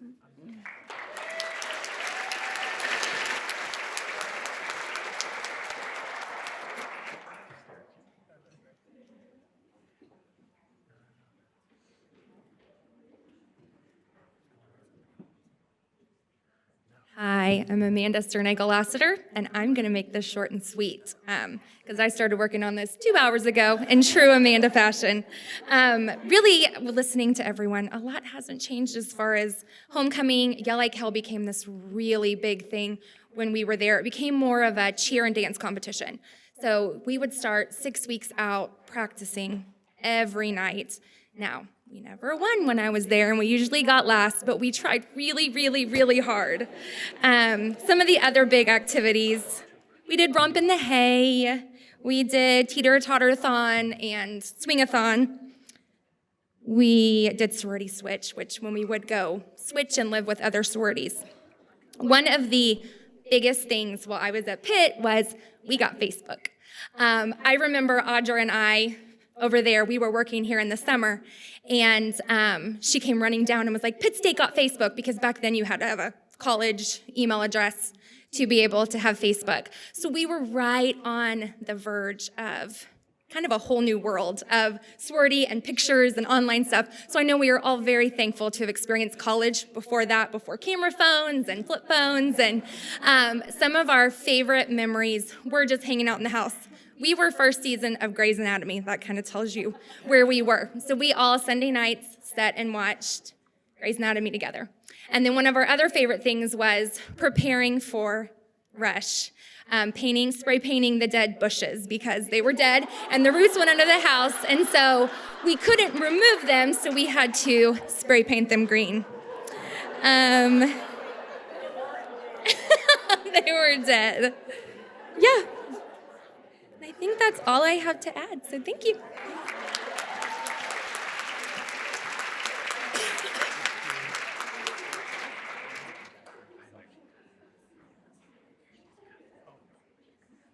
Hello, everyone. My name is Sydney Ward Anselmi. I joined the chapter in 2009. I'm the current recruitment advisor for ASA chapter, which is a big shock to all my sorority chapter members, I'm sure. I was kind of a little strange one that came in, and thank God for Brenda and Charisse and other advisors for keeping an eye on me. I actually am filling in. The first person Brenda asked was Emily Smith-Schmidt, and which is kind of ironic because usually Emily spent all of her college career cleaning up after me. So now I'm filling in for her, which is different. Yeah, Tara's laughing. Speaking of, Tara talked about the former room. We were blessed to get a living room remodel, and I don't know if anyone remembers the drink Four Loko. I sure do. And I wasn't going to tell this story because even as a chapter advisor, Brenda is still an authority figure to me. And but in the spirit of having fun, we had laid the carpet remnants out, so when we moved in, we didn't get the carpet dirty. Well, Emily, being the dutiful big that she is, saw that I had a little too much Four Loko, which is about half a can, which is too much for anyone. And I started to feel a little queasy when I'm standing in the middle of the formal room, and I'm really not feeling so good. And so Emily, being the solid chapter president that she was, tackled me into the foyer. And which is linoleum, and we got that cleaned up, cut a little bit of carpet remnant off, and now Brenda knows. So anyway, despite all that, I would say our time in the chapter was marked by growth, and I really don't feel any modesty here when I say that our group laid the foundation for all the awards of excellence and things like that. When I joined the chapter, we doubled in size. The bid day theme was Victoria's Secret pink. Remember the old collegiate ones? So we doubled in size, and at 2010, Emily and I went to the convention in Indianapolis where we were a Seek chapter, which isn't an Attain chapter, which is kind of what you get when you apply. I mean, I don't know. I'm not sorry, Kelly. But anyway, so you get Attain or Aspire, and then you can be Seek, and then you can be Attain. So we were a Seek chapter, and being last was not good enough for us. We were first. That was how we did things in the early 2010. So the next year we were a 4-star chapter, and in 2012 we won our first Crown of Excellence, and I got to be at Virginia Beach there, and that was really exciting. We just pretty much dominated and slayed Greek Week, Homecoming, constant winners. We always had the outstanding new members for the Greek organizations, and then we had several outstanding Greek new members for Alpha Sigma Alpha National Sorority. We were the first in grades often, which, is a big deal. And unfortunately, I think we really continue that tradition of not getting first in Yell Like Hell. As Charisse alluded to, we are not singers and nor are we dancers. So we make up for that in how fun we are and how intelligent we are. But we did get some really great silver pom-poms that came from China on a website called Amazon that was not 2-day shipping. We had to wait about 3 weeks for these silver pom-poms, and they finally came the day before Yell Like Hell. Another favorite one is those of you who were in fall 2010 recruitment remember we had these kind of sheer shirts that we wore for recruitment. We had to have the exact shade of pink from Forever 21's camisoles. And Emily, her now husband Mark, which God bless him for a lot of reasons, went to every Forever 21 in the Kansas City metro area to get us those tank tops. So I wanted to use my time to walk you through what maybe an evening going out for us was in the early 20-teens.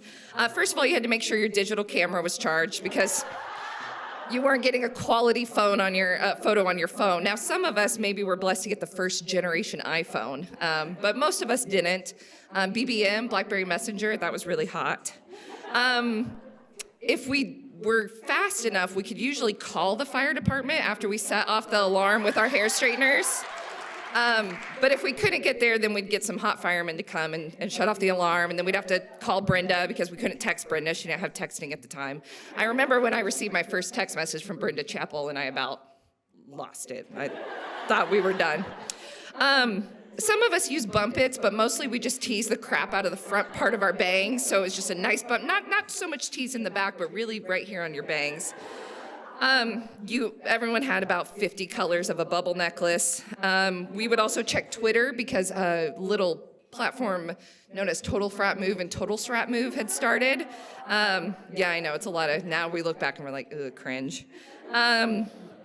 And then so for a few of our memories, I wanted to just kind of talk about some things that were really big staples during this time. One of my personal favorites and one of the best hot dogs I've ever had is called Jesus Dogs from Campus Christians, as a service ministry, would stand in front of Russ Hall with just slices of bread and hot dogs, and they were delicious. And this was usually late on Thursday and Friday and Saturday nights.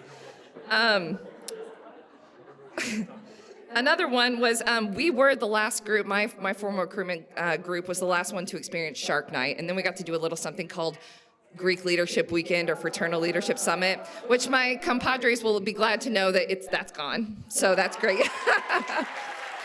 Really working hard. We also won a national championship. I was born in '91, and then we won one in 2011. So a lot of us went to Alabama and saw the national championship. We did a little thing on Fridays, a real sisterhood called Wheat State Fridays, where we would just take over Wheat State Pizza and have lunch. And Wheat State also opened up later, around midnight, and we could go back and get another slice of pizza, after a long night of studying. We had some really interesting weather. We also had, Pitt State had never canceled for snow, but in 2011 they had to close for a week because it snowed constantly.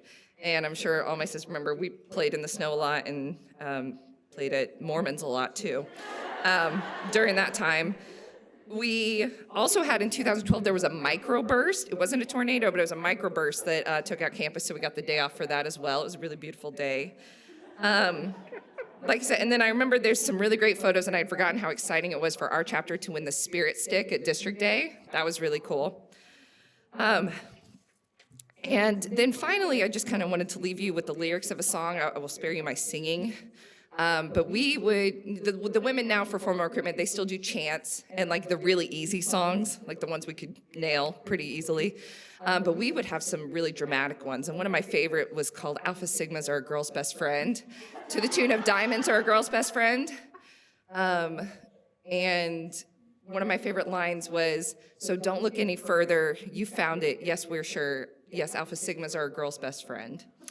And like I said, I think we really laid the foundation for a lot of great things. And I remember when I was a freshman, I got to be on our slate committee, and nobody wanted to be standards chairman, which is a shock, I'm sure, to all the collegians that nobody wanted that position. I actually had it 3 years in a row. And I remember when I was there, nobody was wanting it. We were calling people, and they're all like, nah, I'm not going to do that. So I naively was like, well, I can do it. And so they sent me out of the room. I got to go in Andrea's room and look at the old Cabbage Patch Kid doll. Does anyone remember that night at the house where, yeah, Julia's nodding. There was one night we had some drama in the house, and Brenda had to bring the Cabbage Patch doll, and we could only talk when we held the ASA Cabbage Patch doll. Yeah, and it's an ASA cheerleader outfit. That taught me a lot about working with others and how to be respectful and kind. But Brenda told me at the time I came back in, and she said, don't you burn out by being an ASA if you take the standards chairman position. And I hope I didn't. And I think that, we have a big legacy. I'm fortunate to work with the women now, and there's just a lot of good things to come. So thank you, guys.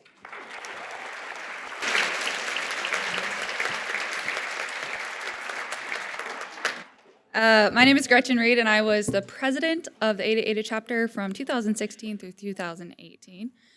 I would like to proudly announce that we did finally win Yell Like Hell. Yeah, so shout out to our coaches and participants this year, because it was a long time coming. So also pumping is still a thing in 2020. You would think that we would find a better way, and yet we still do the chicken wire and the pressing of the, so I don't know what trends we're going to laugh at in 10 years. And I think it might be chunky filas, but I don't really know, and we have yet to find out. But I would like to share some stories with everyone today. I was the president for 2 years, so I really didn't have that much fun. But I did live in the house for 3 years, so I have some interesting anecdotes to share. The first of which, I sat down with Alex Fernandez a couple days ago and tried to figure out, and she was the standards chairman, so she didn't have a ton of fun, interesting, drunken stories to share either, but we had a couple that we came up with. So we remember when, I think it was an alumni prank, I'm not sure if anyone can confirm or deny this, or maybe, a graduating senior class leaving some fish in our sinks. Anyone responsible for that? Well, we couldn't kill them. I wasn't here at the time, but this is something that happened about the year before I came. Didn't have the heart to get rid of the fish, so we had a fish tank for a couple of years that we had to constantly feed and clean before recruitment. And, oh yeah, that's part of it. So, what was that, a year ago? Andrea's son really wanted to feed them and dumped the entire bottle of food into the fishbowl, and they all died shortly after. And yet the women in the house rejoiced for not having to maintain the fish. All right. And then last year, when Lindsay and Mahaffey and I were doing recruitment, I was the president, she was the recruitment chair, we had a woman who could show herself if she would like, fall on one of the pipes in our basement, because we had to hide down there from the girls going through recruitment and come out and talk to them after, and it spewed muddy water all over everyone in their recruitment outfits in the basement. And so Lindsay and I came home to that, and everyone figured it out, proud of you for that, but it was a terrifying time. Yes, we did have 2 separate women burn Easy Mac in the microwave, which easy is in the name. And yet the water was forgotten, and it will catch on fire. So that's important to note when cooking Easy Mac. We witnessed the Lambda's couch surfing. That was fun in the rain. I don't know if anyone remembers that. And freshman year, I did see the man who is now my fiance competing in our Mr. Cinderfella competition and rocking a purple polka dot bikini better than I ever could. Yes. But when we weren't bursting pipes and killing fish and burning Easy Mac and apparently stealing toilet paper, we were winning crowns of excellence like it was nobody's business, and recruiting amazing and impactful new members that I know we got a ton of this year, and excited to see what you all do. And we were creating positive change in ourselves and our community and our university and our chapter in the past, in the present, and hopefully in the future.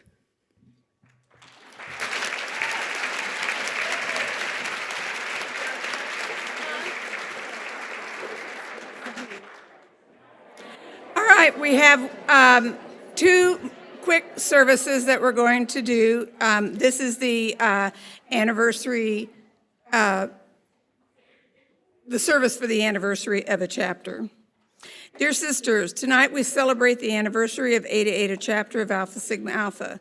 Every chapter of our sorority is formed from the spirit of sisterhood among women pledged to defend and advance Alpha Sigma Alpha. Chapter charter members promise to live up always to the highest in thought, word, and deed, and always to love and cherish their Alpha Sigma Alpha sisters. That will foster a climate of fulfilling them. It is our chapters that continually promote the teachings of sorority beliefs, individual growth, service to others, and the development of true friendship. It also follows that women who believe in the tenets of Alpha Sigma Alpha must create ways in which the sorority can be kept alive and growing. For these reasons, collegiate chapters are installed and alumni chapters are being organized. The core of life and growth of Alpha Sigma Alpha is in its chapters. Our growth and revitalization does not come only from newly installed chapters, but also from all chapters of Alpha Sigma Alpha. Just like the phoenix, our chapters take on new form every year. New sisters are pledged, sisters move in different directions, and sisters pass away. But in every Alpha Sigma Alpha chapter, the same spirit of love, service, and sisterhood prevails and unites us with all Alpha Sigma Alphas, past and present.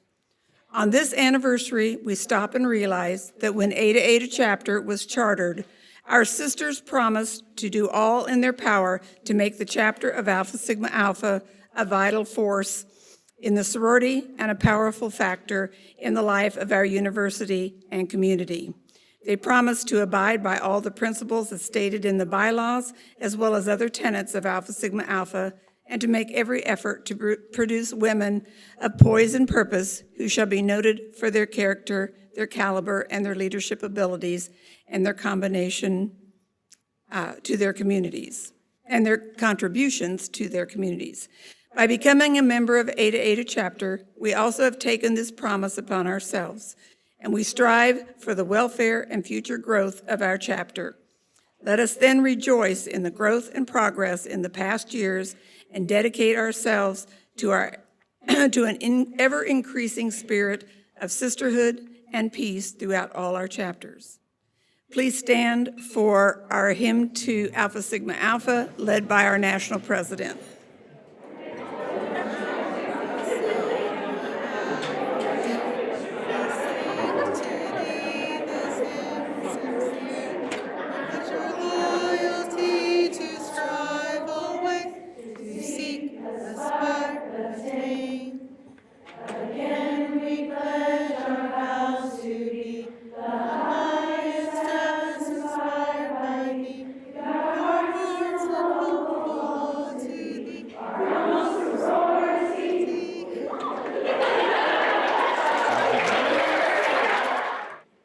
Dear Brenda Rua Chappell, Brenda Widener Gustafson, Carroll Allen Gorens, Kathy Cook Bowl, Kana Larson Hiltner, Eloise Ham Gonzalez, Emma Irwin Smith, Gail Leeper Campbell, Janice Susnick Bartlow, Coeta Dunham Bryant, Christy Zip Rasdell, Linda Romerman Walker, Marianne Dernovish Forbes, Mary Jo Schultz Jackson, Nancy Morin Bishop, Robin DeMott Hill, Tricia Butts Beach, and Marilyn Wellbaum Crosetto.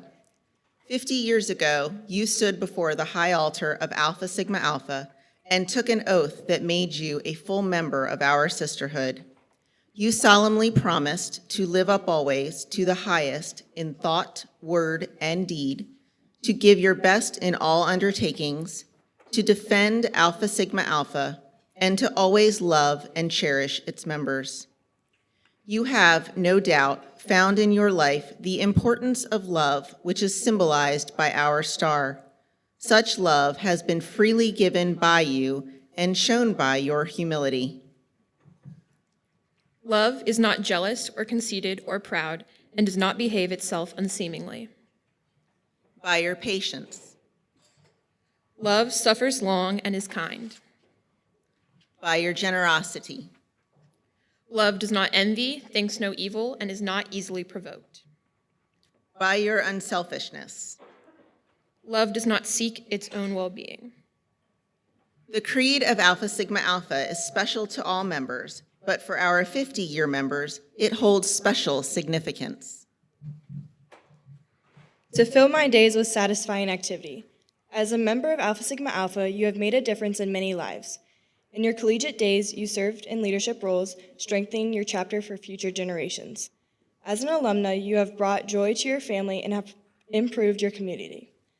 May you have the grace to continue to work conscientiously and with thankfulness and joy, considering it an honor to use the gifts you have received from God.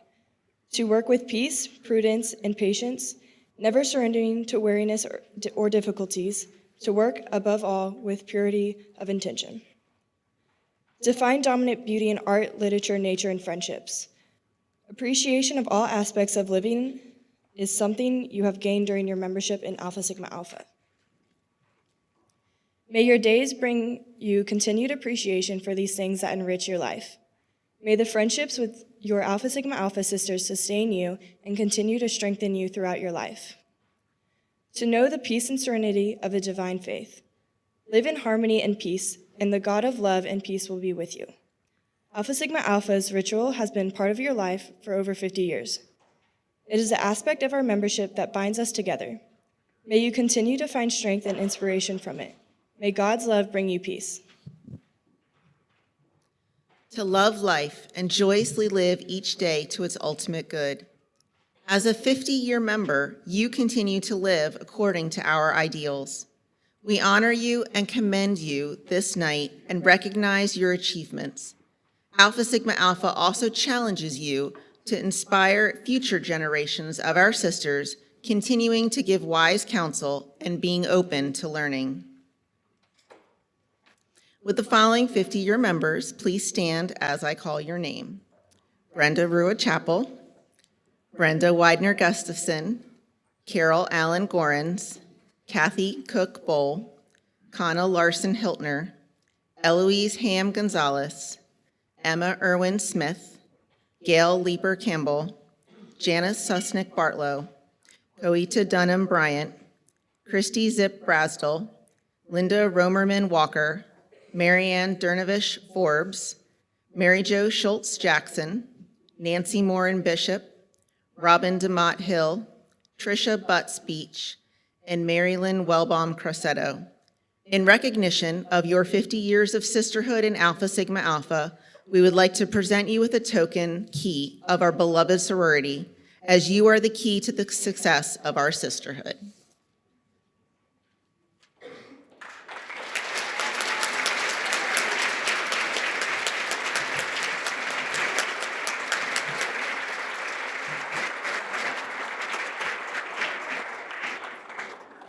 Let age listen to youth and youth to age. Let each open its mind to the other. Let them strike a balance of progress that they might move forward together more rapidly and with greater certainty. Let us bow our heads. All-loving Father, we, the members of Alpha Sigma Alpha, ask you to bless these sisters. They have spent a great portion of their lives following your teachings of faith, hope, and love, and have aspired to high and noble ideals. We pray that the teachings of Alpha Sigma Alpha have helped them in their daily lives and will continue to be their guide in all that they wish to aspire, seek, and attain. May they always remember that the glory of life is to love, not to be loved, to give, not to get, to serve, not to be served. Amen. Days in Alpha Sigma build our friendships, friendships brought to us from many, anew by way. We will always keep those friendships living as we journey on the path of life's long highway. Alpha Sigma Alpha, you securely tie us, link us ever closer by your love, Elias. With close friendships, may you e'er supply us. May we be worthy of your friends, brought to us through you. What the last I'd like to say is whatever you participated in this weekend, the meet and greet, the campus tour, the house tour, or this banquet, We hope everyone has had a wonderful time renewing friendships, reminiscing, and making new friendships and memories. Thank you for being with us during this celebration of sisterhood. So all the Alpha Sigma Alphas, you can leave your purse.